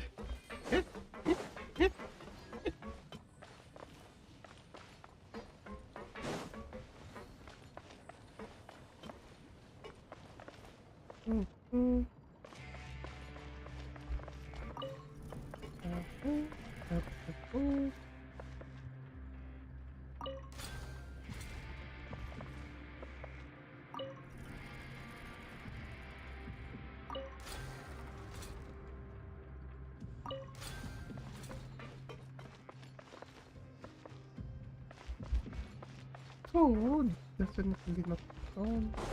Definitely not gone.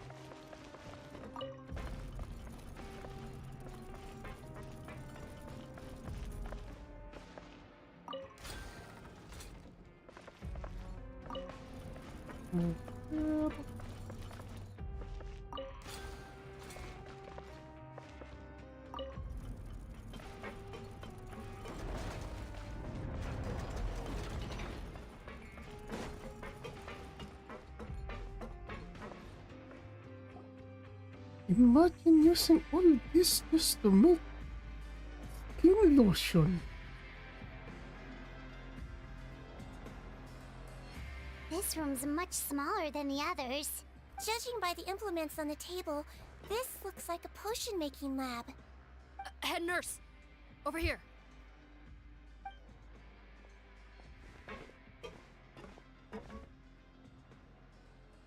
Let's see.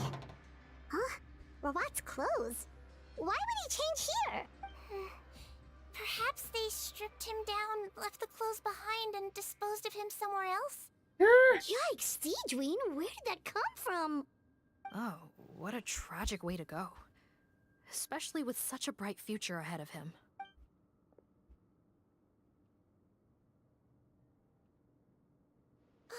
There's a path leading further on, Officer Morgan. Let's keep up the pace.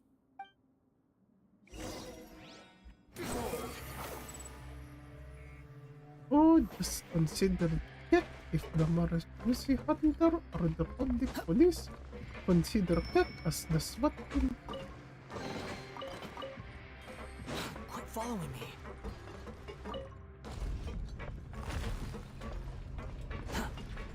Squall and Fury.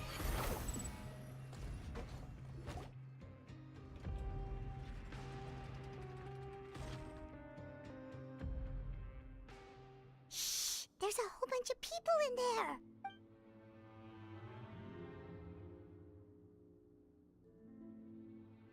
Are you serious? You're telling us that within a day, our faces are going to rot like yours? Fontanian physiology changed dramatically after that great flood, and it's not as compatible with this face-changing solution as before. The side effects are as you can see. Why didn't you say anything before we all used it? Look, my plan got y'all out of prison, didn't it? You'd have much bigger problems to worry about right now if the Marshal Say Phantom found out about your other crimes. Ugh. You're just lucky we didn't leave you in there after you disappeared on us with no warning. We only let it slide because we're former partners. Partners? Make no mistake, each of us is only looking out for himself.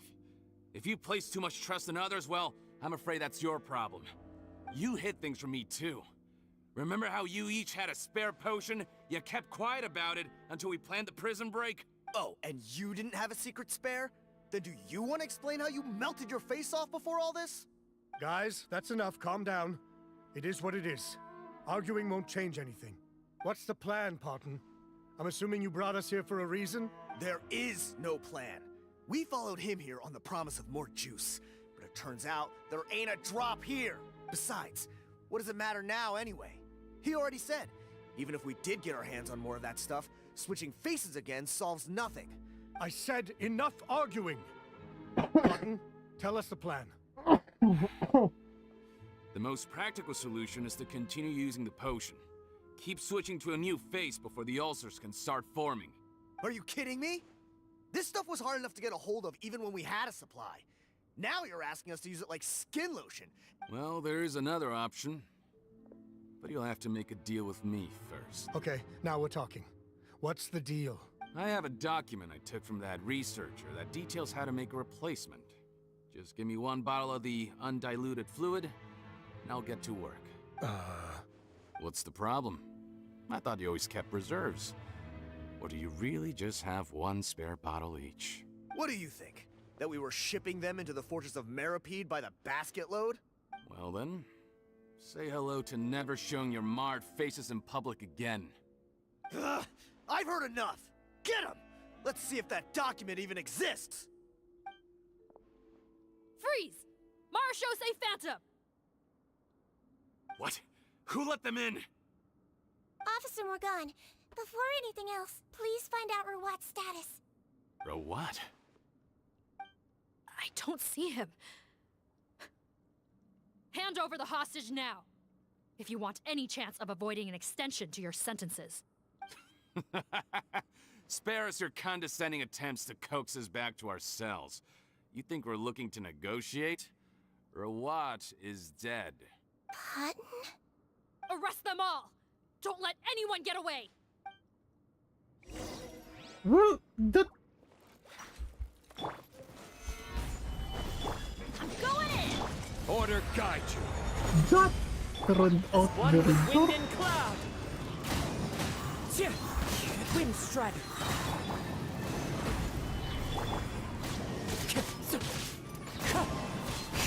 The wind rises.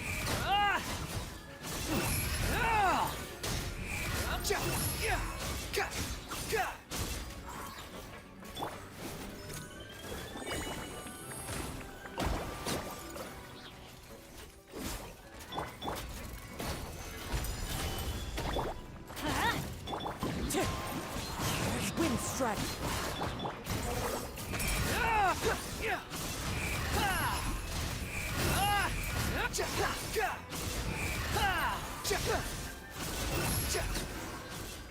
There we go.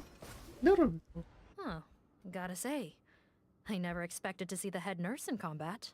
Some patients respond better to a more aggressive treatment plan. Did we get everyone? Captain, we finished the head count. Potten's missing. Over there! The door's closing!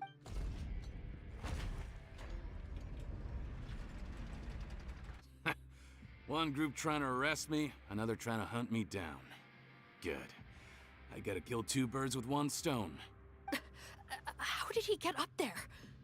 There must be a secret passage somewhere. Find it! Don't waste your energy. I already sealed it off. How naive. We have more people outside. If we're not back out by the agreed time, they'll come to our rescue.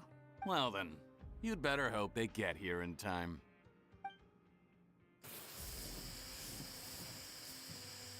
There's some kind of gas leaking from the pipes. Be careful, it's poisonous. This is our distribution center, where we store the product derived from our source solution. We had to use special fire prevention methods to prevent contamination. The pipe network here was designed to emit a gas for firefighting. One little modification later, and it makes an efficient death trap. Why would you do this? Your partners are here too. Oh, please. If they can't supply what I need, they're of no further use to me. Besides, I can't have them exposing my potential whereabouts. He's a maniac! Come on, we gotta find a way to open that door! Go ahead, struggle in vain. Are you sure you're ready to leave, Potten? You haven't changed your dressing today. You can't cure my face, just give up. And what if I could? Nice try. You're just trying to stall me. Don't you worry about me. I'll find a way to cure my face once I get out of here. Oh, I doubt it. After all, Fontanians can no longer dissolve in primordial seawater. What the... How did you... The key component of the face-changing potion is the fluid left behind by dissolved Fontanians. It might look like ordinary water, but it has some unique elements in it. Before the flood, all Fontanians were oceanids, physiologically speaking. A potion made from that fluid could dissolve and reconstruct the face of a Fontanian in much the same way as hydroidolins change form. Theoretically, it could give someone any appearance they wished. But since the flood, Fontanians have become true humans. They can no longer provide the source material for this potion, nor reap its benefits. Are you saying this potion is made from Fontanians dissolved with primordial seawater? Then their crimes are far worse than I thought.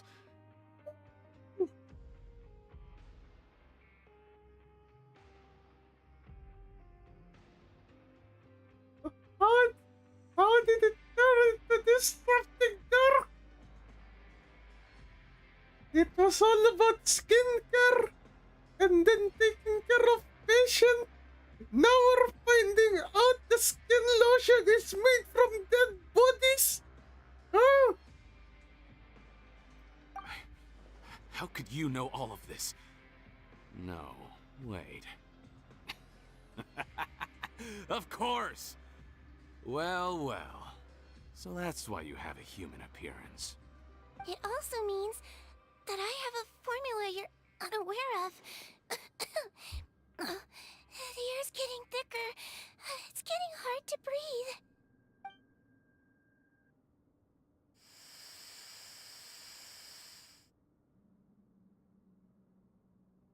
breathe. I might get to make a deal today after all. Alright, keep talking. How do you intend to give me the formula? Oh, it's not a formula, but a finished product. I have a bottle of it right here. What? When I tried Rawat's skincare product, I noticed it had a certain special component in it. So I had my friends gather some other ingredients for me, and sure enough, a little experimenting later, I'd produced the potion. I'm guessing his skincare lotion contains the fruits of your joint research? Huh. Impressive guesswork. Yeah, we were a supplier for some of the raw ingredients. but it only contains a tiny amount of the active ingredient. The effect is minuscule compared to the undiluted fluid. Well, I found a way to reverse the dilution process, giving the skincare lotion a similar effect to the fluid it is derived from. That's impossible. If I tell you some of the ingredients, I think you can figure it out. First, you need to combine tainted hydrophantasm tissue with transoceanic pearls at a ratio of around 3 to 7. Tainted hydrophantasms and transoceanic pearls. I see. Can't believe I never thought of that. So, can we make a deal? Sounds good to me. There's a delivery pipeline beneath this window. Drop the potion in, and I'll release you all. Nope, not trusting you that easily. You're like those naughty kids who try to hide their illness. Open the sluice gate first, then I'll hand you the potion. Even if you're not bluffing, your potion won't cure my face permanently. You really think you have any leverage here? I'm not closing the valve this time. Clock's ticking. Fine, then I'll just stand here with the potion in my hand. And when I faint from the poison, I'll drop it and it'll be destroyed. No.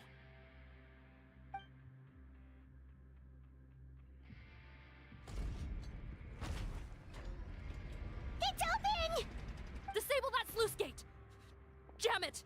Don't let it close again! That's more like it. In that case, a promise is a promise. Head nurse, there's too much poison gas in here. We have to leave, now!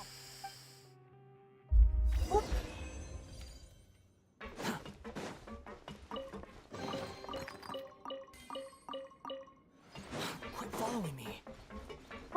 Too much poison. Poison. Don't worry. Sarabot the puppet. He don't breathe.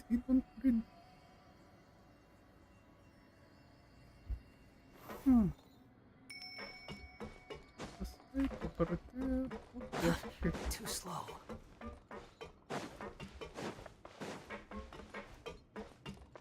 Behold!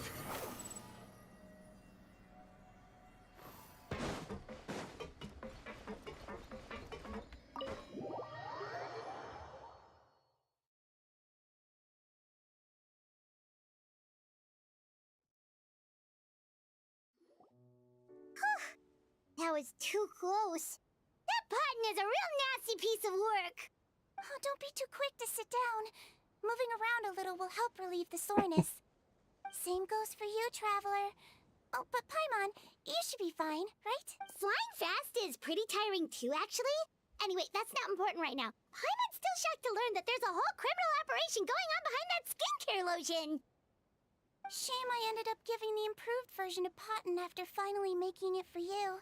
I'll make you some more. I promise. No, please don't. Paimon doesn't want to use that stuff anymore.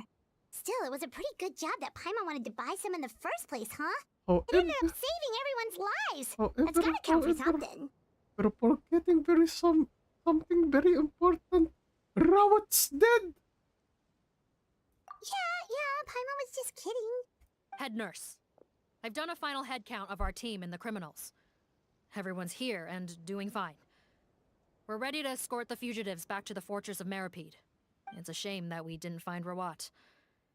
At this point, I'm afraid he's probably deceased. What a horrible bunch. Especially that Potten guy. If he hadn't made good on that deal, we'd all be dead because of him. No, we wouldn't. I always keep a whole bunch of antidotes on me for emergencies. And one of them neutralizes that poison gas. We'd have been fine, even if you hadn't opened the gate. What? Then why did you give him the potion? If this is true, I must concur. Sorry to be blunt, but I think you made a bad decision by handing him that bottle. If he changes his appearance and flees Fontaine, it's unlikely that we'll ever find him. No, you don't understand. I gave him the potion precisely so we could be sure where he'll go next. What do you mean? We gotta hurry. She won't last much longer.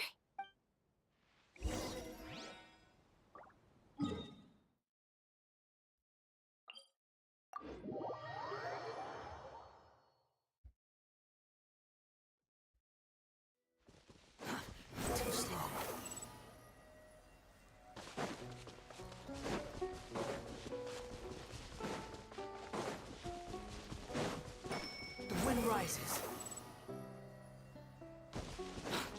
following me.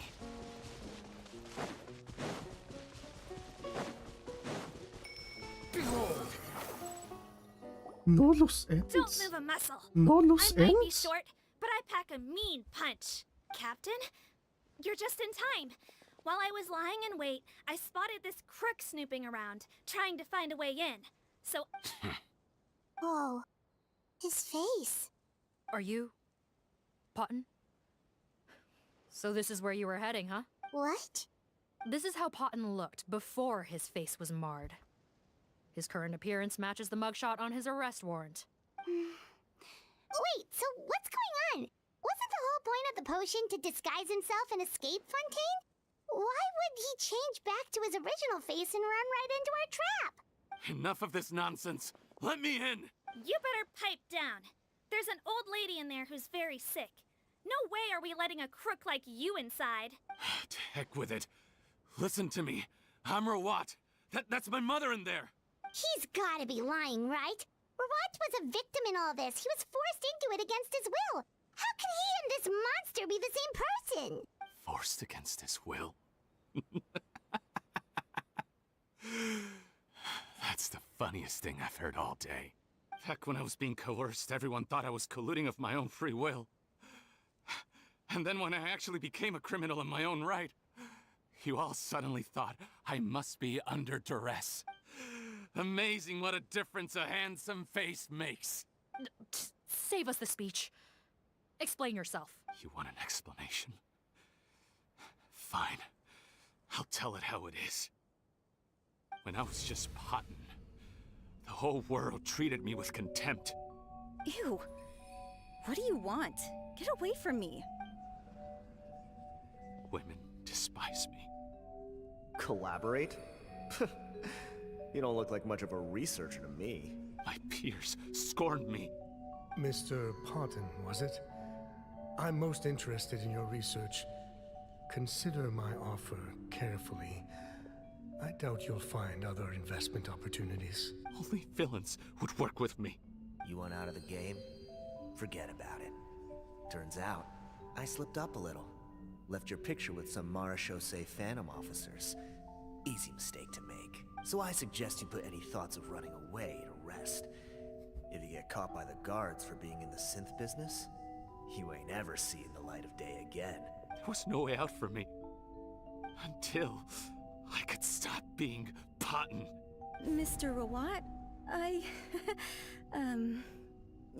became popular with women. This new potion you developed is fascinating. Genius, in fact. Would you consider working with me? My peers looked up to me. Okay, I'm very interested in your research, sir. You must no doubt have offers from countless investors. So far be it from me to ask for a full collaboration, per se. I merely wanted to express my interest. And the villains even began to fear me. Becoming Rawat showed me what a superficial world we live in. But I did not hold a grudge. After all, this superficiality could be made to work in my favor, or so I thought. But alas, the world seemed bent on finding a reason to make me despise it. Mother, I'm back. How are you doing? Who are you? I bought the best medicine Mora could buy, but nothing would cure her illness. In the end, I hoped she'd at least be able to see her son one last time before she passed, but when everyone else rejected me, the only person who cared about me was my mother. Then, when I became a rising star in the Fontaine Research Institute, I was unrecognizable to her. I have to let her see me again. Even if it means donning my own wretched, ugly face. Well, is that enough explaining for you? Now do you understand? Let me inside already! Have you ever considered if you'll even be able to look your mother in the eyes? You found a way to completely change your identity. You could easily have escaped from them. But no, you chose to keep working with them. Why would I want to give up on such a lucrative business? The profits were dozens of times that of the synth business, and it was all above board. So you kept being a villain just for the money? Villain? By what standard? Is doing evil deeds really what makes someone a villain in your eyes? Or does it all come down to the way they look? None of you saw a villain when I was wearing my other face, did you? You have no right to judge me! You're all just fake people living in a hypocritical world! I regret nothing! My mother would understand! You're a villain to the core! But especially that tongue! Honestly, I don't see a villain when I look at your current face either. Don't humor me. You don't seem surprised by my confession in the least. How long have you known the truth? I didn't know anything for sure until you chose to take that potion bottle and spare our lives. But if you're asking when I started suspecting you, it was the first time you came to see me at the infirmary. I had to confirm my suspicions. That's why I chose to join this investigation. Are you kidding me? A young, promising researcher and a wretched criminal? What on earth gave you the idea that they could be one and the same person? Well, there were no visual clues. This potion's face-changing effects are very powerful. Even as a Melusine, I couldn't see through the disguise.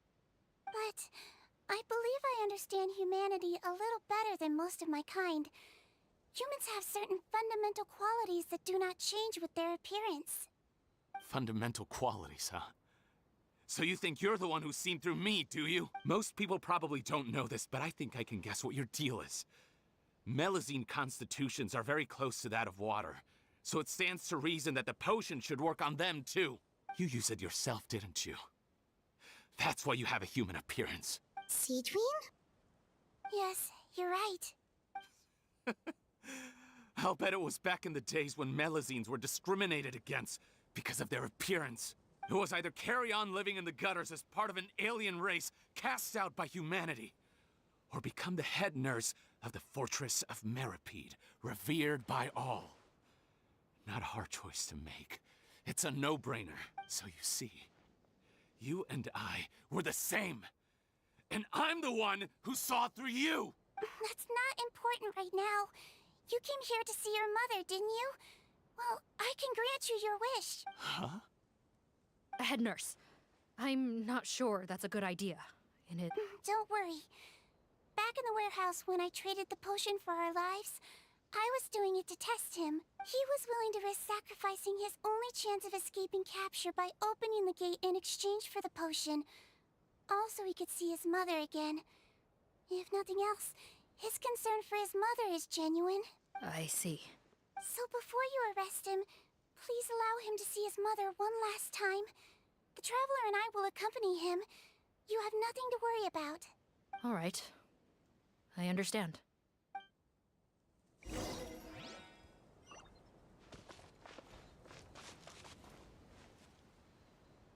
I don't trust this guy much.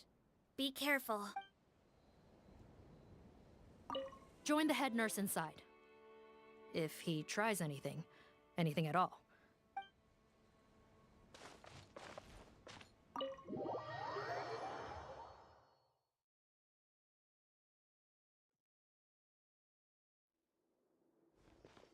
Mom?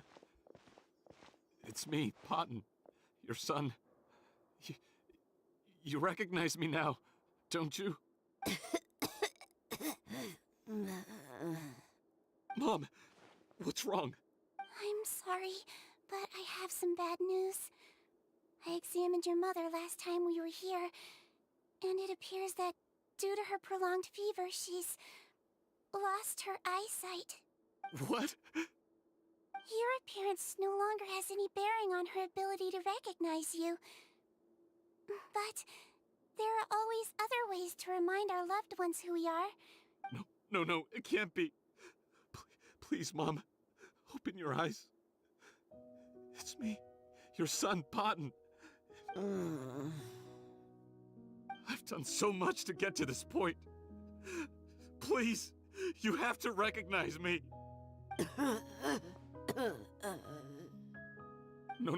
No.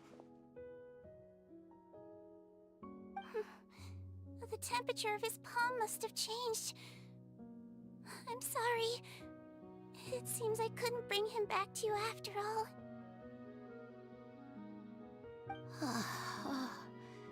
It's you? Thank you.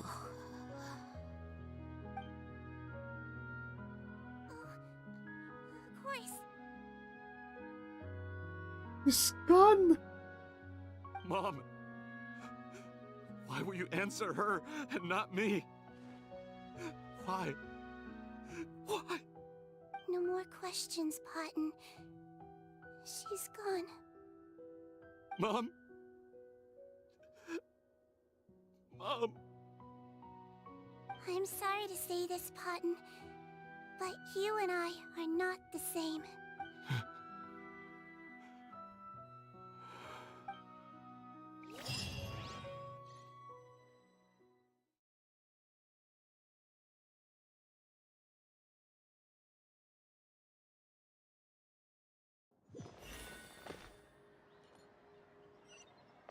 The wind rises.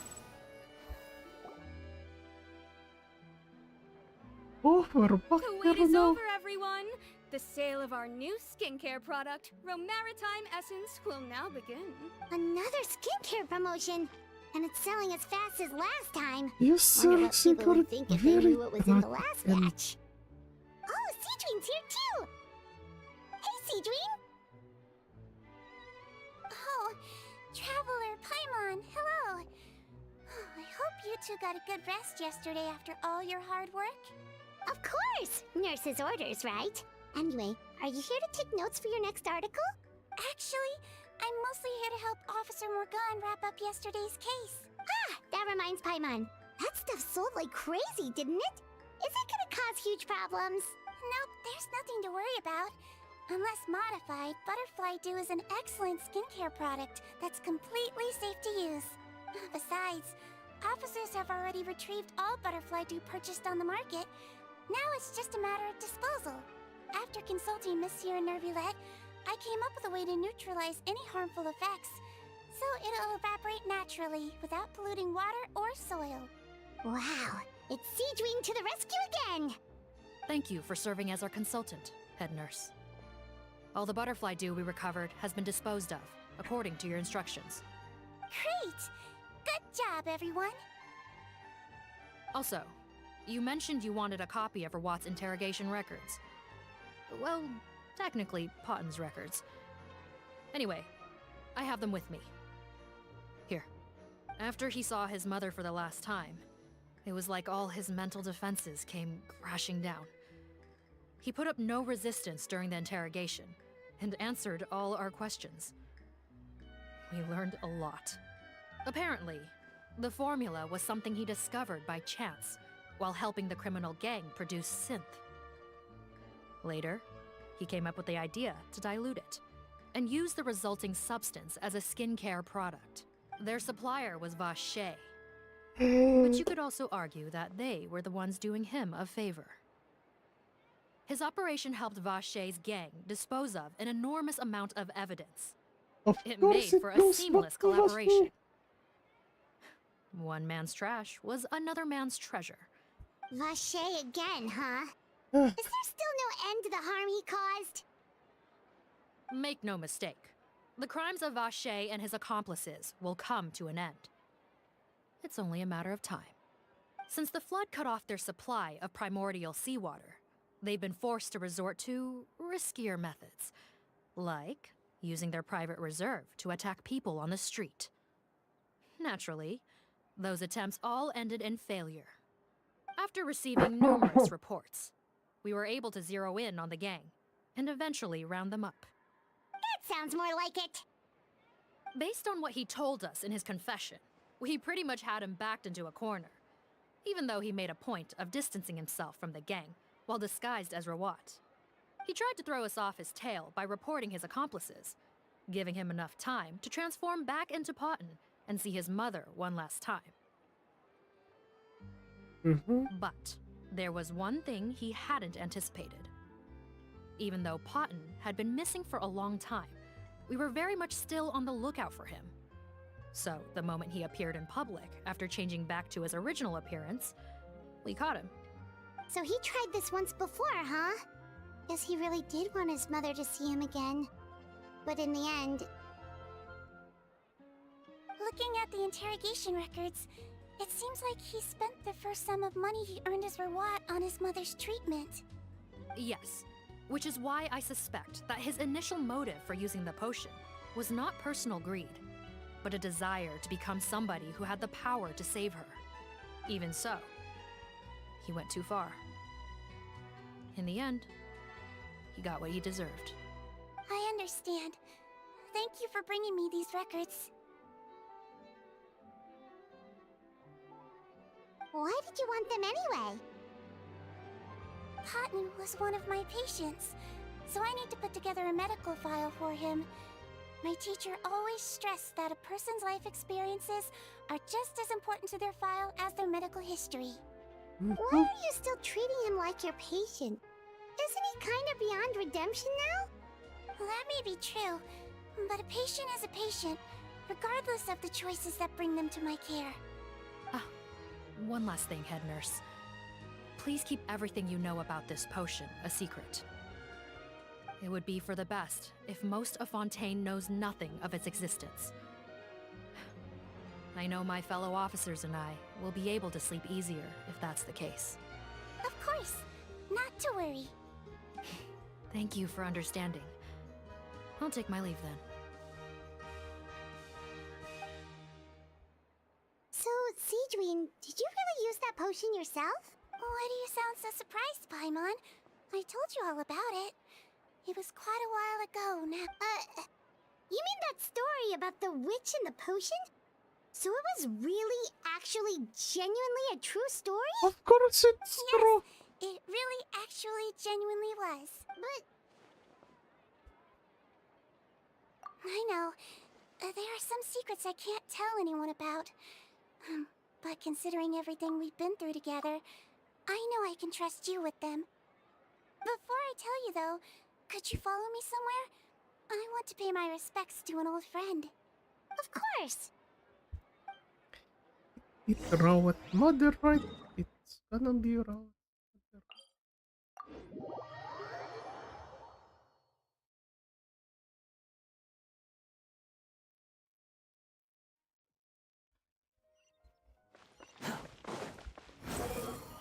Upon the gale.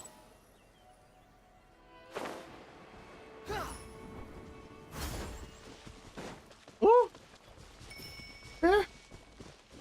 Why is Novelette and Risley over here? What they're planning to do? Huh. Neverlet and Risley, they're here too! Good to see you, traveler. Paimon. I trust all has been going well for you? Big news, everyone. The Udex is out of his office on important business. Is that genuinely something people would consider big news? Why wouldn't they? Important business is a big deal. Yes, you're quite right. When someone you care about requires emotional support, being there for them at the right time and place is of the utmost importance. After reading the Maréchal Phantom's reports, I had a feeling a trip here might be in order. Take note. That, my friends, is how Monsieur Neuvillette shows that he cares. We're both here for the same purpose, actually, to accompany Sigurd as she pays her respects to her late teacher. So the old friend she mentioned was her teacher then? The witch? Oh, sorry. Paimon didn't mean to be rude. It's only because Sigurd calls her that all the time, so... I doubt she considers that title to be offensive, Paimon. Don't worry. Indeed. In fact, I believe Sigurd would take it as a sign of affection. She has spoken of this doctor on many occasions, and it sounds like she was a truly generous individual. In those days, many people harbored prejudices against Melusines. She was the only teacher willing to take Sigurd on as a student. Wow. It's really nice of you two to be here for Sigurd. Guess you guys really look out for your younger colleagues, huh? Younger colleague? Well, that might be true for the Udex, but I'm not sure I can say the same. Sigurd served a sentence in the fortress of Meripede hundreds of years ago, and after she did her time, she decided to stick around. She's been an integral part of our administration ever since. Strictly speaking, the head nurse has been around longer than most people in the fortress, myself included. Pretty sure that makes me the younger colleague. She served a sentence?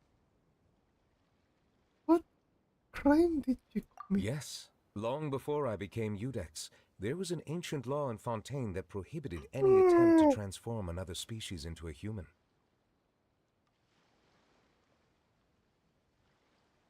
Initially, I and most researchers believed this law to have been imposed due to ethical concerns. But now, it seems more likely that the law was nothing more than an insurance policy, a way for Egeria to ensure that her people would remain insulated from the truth, thus enabling them to lead more straightforward, happier lives. Ignorance is bliss, as they say. Sigurd had her reasons for choosing to obtain a human form, but the act was nonetheless in clear violation of the law. Could you tell us a little bit more about what happened back then? Certainly. Sigurd does not object to her close friends learning about her history. In fact, I first learned of it myself because she confessed the truth to me of her own volition. Courtsin? Even with their daughter so ill, they kicked you out? Stubborn as always. And prejudice isn't a disease I can cure either. Shame that I don't have the energy to get over there. You're laughable, you old witch.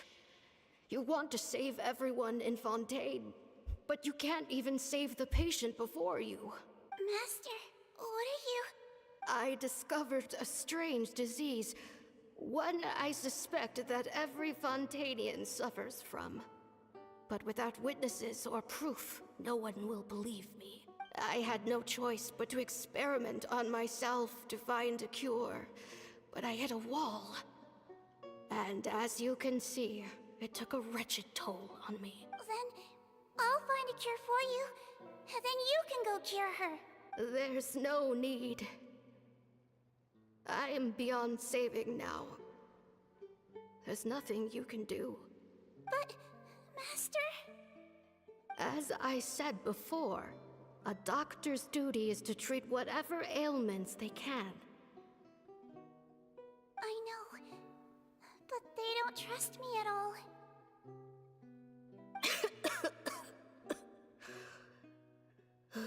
That girl. She's your first ever patient, isn't she? Tell me, what cost are you willing to bear to see her cured? I'll do whatever it takes. Even if it means breaking the law and being punished for it? And the Merpid. As long as I don't hurt anyone. Yes. Spoken like a true student of mine. Then I shall make one more final gamble. And see my experiment through to its end. Leave me for now, and come back in 2 hours. If I am able to work this miracle, then I will have found a way to save all Fontainians, and I shall be able to help you treat that girl. If not, then it means there is one more disease in this world that I cannot treat. I will leave you a parting gift. An accidental discovery happened upon through my study of this strange disease. It has little use, but it will at least help you cure this one patient you can reach.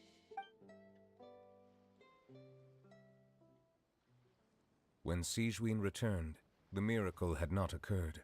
She found a potion bottle and a note on the table. After using the potion as instructed, she gained her current form, breaking Fontaine's law in the process. And after I had confirmed the veracity of the events, I gave my verdict. So that's what happened. Yeah, her teacher sacrificed herself to become the potion. So she's the first one who found out there are oceanids. Oh, and if Posalor's plan, okay, if people change him to not becoming human, okay, then Posalor's plan will not go thoroughly. in order, of course, to prevent the prophecy that Celestia wanted to happen on Fontaine. Oh, hello, Mom Sarah. Hello. Welcome back to Kek stream. Welcome. And yes, Mom, Kek back. This was supposed to be a short stream, but it seems it became the usual stream. I fear Sigurd only understood the full story after the truth about the dissolution of Fontanians was uncovered. When I reflected on all this with that knowledge in hand, I felt a deep sense of regret. As I use the law to uphold justice, there are times when I cannot help but acknowledge its ruthlessness. After the final details of the events surrounding Sigurd's transformation came to light, I checked several sources and, thankfully, the legal code does not require Sigurd to shoulder any additional punishment. Wonder how she feels about all this.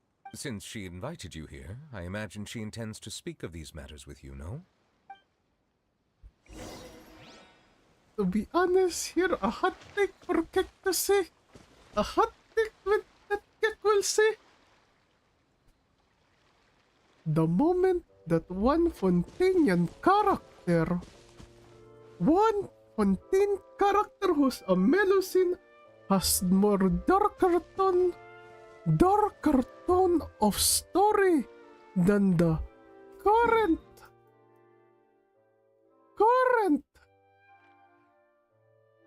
our conquest on the region of the nation of war.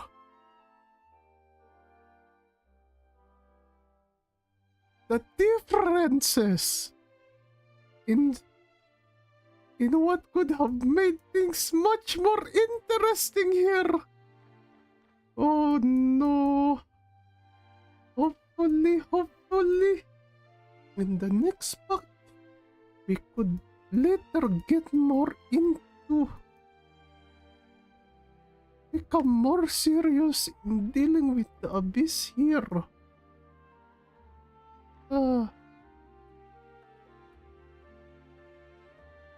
But oh my goodness. Oh, Kek just a bit realizing. Kek is realizing how Kek is somehow a bit disappointed on the Archon quest compared to this story quest. Quit following me. A lot of twists. A lot of fascinating things. A lot of undertone. You're here. Oh yes, The sir. old friend I mentioned was Yes, my sir, teacher. Sigurd. When she passed, her body was nowhere to be found. All that's left of her is an empty tomb. And even that's deep underwater now. That also why Sir Sigurd is saying that when the Melusine story has much more darker tone than the actual nation of war has. There is no Kek does not see the balance here. Sigurd, the witch who gave you the magic potion, she was your teacher, wasn't she? Sounds like Monsieur Neuvillette filled you in. After learning the truth, it must have been hard to process, huh? Well, to be honest, after I realized what really happened that night, my first thought was that it kind of made sense. It seemed exactly like the sort of thing she would do. But she was planning to sacrifice herself and never told you. That's just who she was. If lying is what it took to get a kid to take their medicine, then that's what she'd do. Alright, but why did you turn yourself in? I broke the law, simple as that. My teacher made her choice, and I made mine. True. It's just the way Patton framed it when he was asking you all those questions, it made Paimon really mad. You're not like him at all, and everything Neuvillette said confirms that. And yet, you were still convicted and thrown in prison. It just feels so unfair. Unfair? I happen to think just the opposite. If I hadn't served that time, I'm not sure I would have been able to stay strong when he was questioning me. What makes you say that? I knew you'd be curious. Let me tell you a story. The verdict came down. This Melazine is guilty. The Eudex defended the authority of Fontaine law, but he did not confiscate the Melazine's medical kit. And so, the Fortress of Meripede gained a new little doctor. She still wore her hood and raincoat, even though it never rained in the fortress. Perhaps thanks to her human appearance, no one refused her treatment. She treated more and more patients, and her sentence grew ever shorter. Finally, the people of the fortress could not live without her, and though her sentence ended, she did not leave them either. Then one day, she received an invitation from the outside world. The location seemed familiar, and when she arrived, an old lady was waiting for her. She saw right through the Melazine's disguise, but didn't reveal it. Instead, she asked a question. Tell me, why do you think you gained the respect of so many people, despite being a Melazine? Because I look like a human? It's been 50 years, Sigurd, and you haven't aged a day. I think everyone knows you are not human. I finally found you, after all these years. I still remember, you know. It was you who saved me that night. But how? I was no longer a Melazine by then. Does it really matter if you're human or Melazine? I remember the warmth of your palm. It's quite unmistakable. And you know what? It hasn't changed one bit. You don't have to hide anymore, Sigurd. These days, everyone wants to make friends with Melazines. And I think that it's all because of you. I'm sorry I couldn't say this until now, but thank you, Dr. Melazine. Now that's an ending Paimon can get behind. After hearing everything Potten said, I wanted to tell him that it didn't matter who he looked like on the outside. But it was too late. The warmth in his palm had already disappeared. I tried to treat him, but the roots of his problem had nothing to do with his face. It does feel like wasted potential. This reply here, the no need to feel too bad for him, that too insensitive. It does feel like it is wasted potential. He had a lot of... He was smart. He was accepted on the research facility. He had a lot of great plans, but he was discriminated because of what he looks. And because of that, he tried to change himself. He improved. He gained a lot of clout. He gained a lot of achievements, but at the same time, he lost his mother. But then again, he did all those things. He changed himself in order to save his mother. So that's why, yeah, it does feel like a wasted potential. I understand. Thanks, you two. I appreciate you being here for me while I talk this through. Oh, it's nothing. Our pleasure. Oh, there's one more reason I invited you here. It's about time I finally give you what I promised. In order to restore the appearances of the face-swapping victims, The Marechaussee Phantom gave me special permission to make a few bottles of that potion. And I made one extra just for you two. We don't need it though. Shouldn't we destroy it? Well, even if you chose to destroy it, I still thought I should give it to you first. You two did so much for me. How could I break my promise? Well, fair enough, but anyway, Paimon's definitely not interested in this stuff anymore. Still, if this is the very last bottle in all of Teyvat, getting rid of it would feel like kind of a waste. Maybe we can give it a special meaning somehow. Oh, Melusine physiology wasn't affected by the Great Flood, right? So that means the potion should have a permanent effect on you. In that case, what do you say, Sigurd? Ever thought about transforming back to the way you used to look? After all, from a Melusine point of view, Paimon bets Melusines look the cutest of all!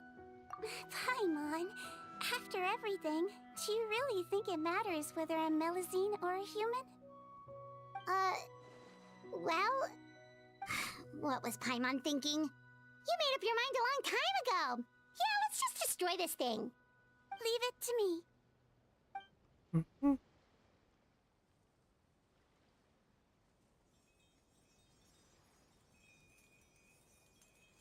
Oh.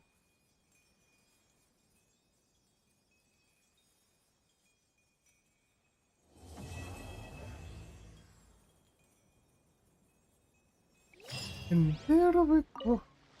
I'd like to stay here with my teacher for a little longer. And there we go, everyone. Actually, is Novelet and Presley still over here? Oh, they're not there anymore. Anyways. Wait, anyway.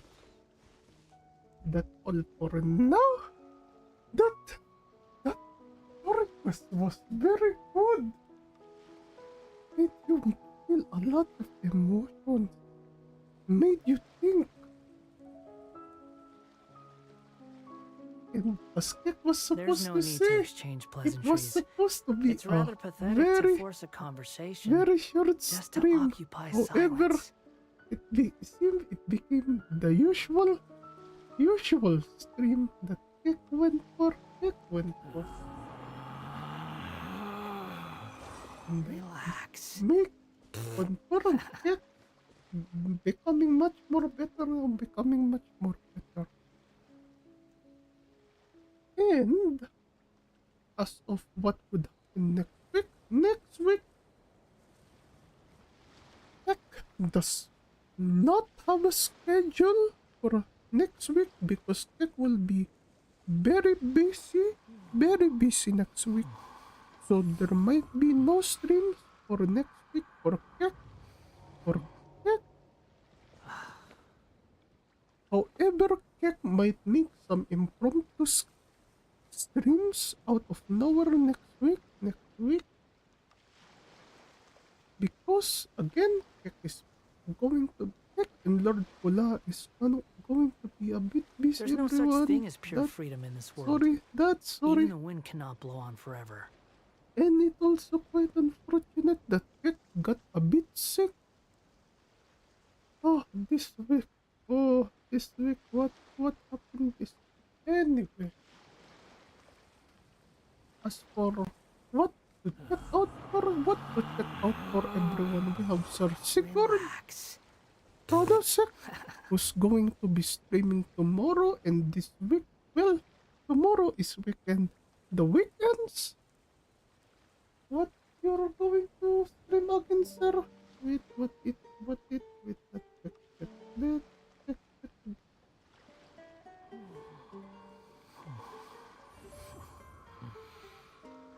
we go. Oh, it's the Blaster Master, right? Oh yes, it's the Blaster Master. And of course, we have Sir Elk Atreides, who might be streaming Genshin later on again. Yeah. Tomorrow, 6 AM, also Genshin Impact for Sir Elk Atreides. Oh yes, Sir Sigurd. Blaster Master Zero for the weekends, and also Sir Elk Atreides on Genshin Impact for him also. Which is There's so, no need to exchange which pleasantries. lines, It's rather lines, pathetic to because force a Kek conversation just to occupy silence. did Genshin Impact today, and Sir Elk Atreides Genshin Impact again tomorrow, and Sir Sigurd with Blaster Master Zero again tomorrow. Anyways, everyone, thank you everyone again for coming. Thank you everyone for coming, and even the newcomers, thank you for coming, and I hopes to see everyone soon. Goodbye everyone, goodbye. Thank you again. Thank you.